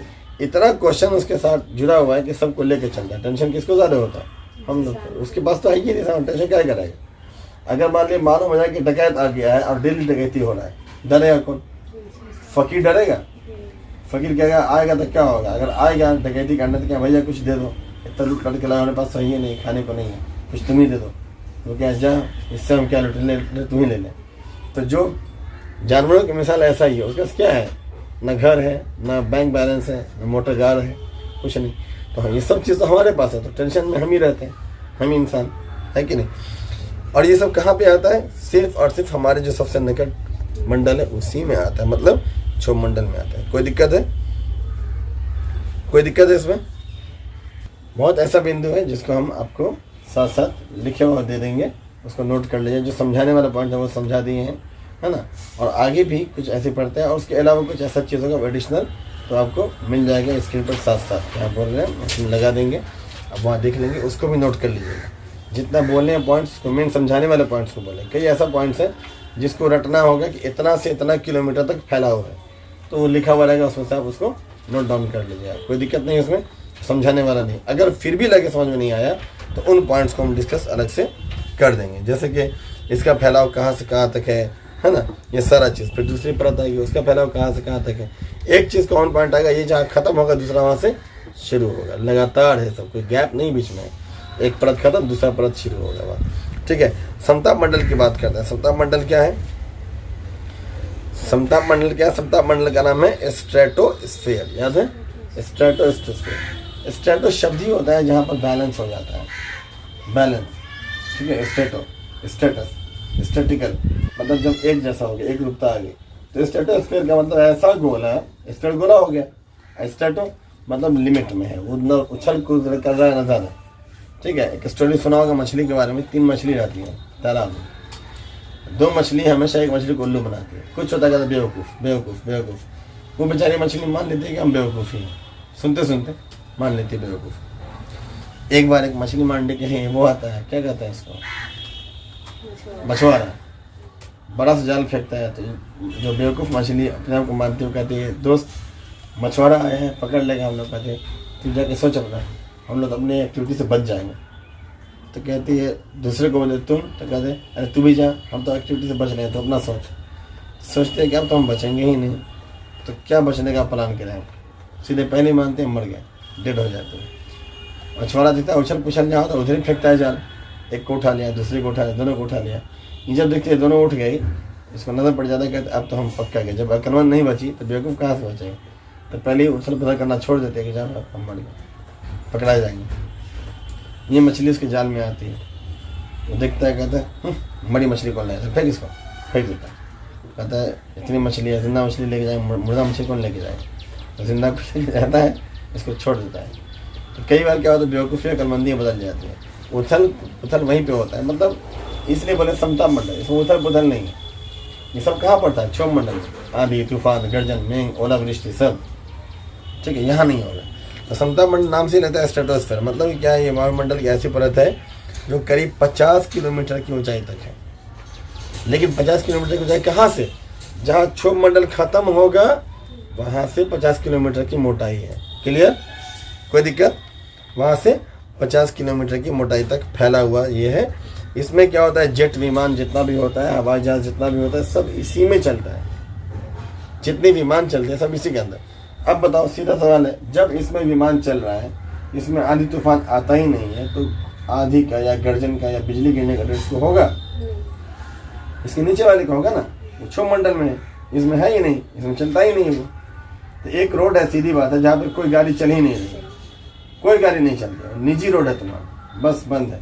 जैसे भेड़ियाई में जाती होगी यहाँ, तो एयरपोर्ट के आगे देखते होगी एयरफोर्स वाला रोड बंद है पूरा, काफ़ी दूर तक, लेकिन उसमें कोई भी गाड़ी नहीं जाएगी, निजी गाड़ी जाएगी। उसमें कभी कभी कोई गाड़ी चलती है, नहीं तो बाकी टाइम पूरा खाली रहता है। जितना प्रैक्टिस करना है करो, कोई दिक्कत नहीं इसमें।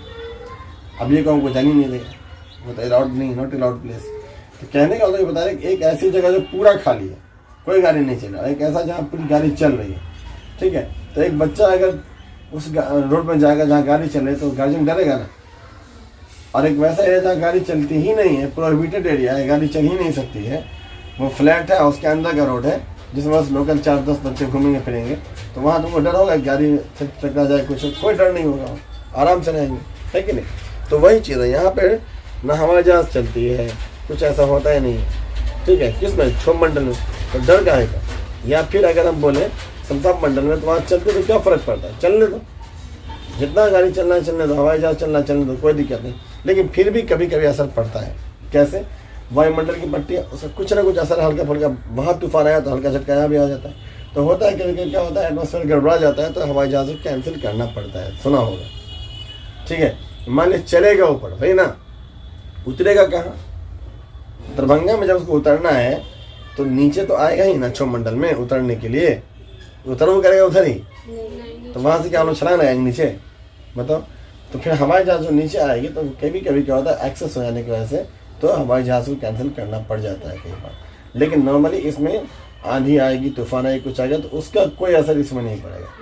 कैंसिल होना एक अलग बात है, बहुत ऐसे सिचुएशन में होता है, जैसे लगातार 12 दिन 10 दिन 15 दिन देखा होगा, एकदम सूरज नहीं निकल रहा है, शीतलहर है, पूरा कुछ भी नहीं दिख रहा है, सूरज एकदम खत्म है, तो वहाँ पे लोग ऐसा काम करता है कि चलो कैंसिल हो गए, है ना। लेकिन नॉर्मली आंधी तूफान चलने से कोई फर्क नहीं पड़ता, जितना आंधी तेज तूफान आना आ जाए, आता रहे, फर्क उसको नहीं, ऊपर ऊपर चल रहा है, कोई फर्क नहीं पड़ेगा। तो समता मंडल के अंदर जेट चलता है, विमान चलता है, हवाई जहाज चलता है, जितना का सब उसी के अंदर चलता है।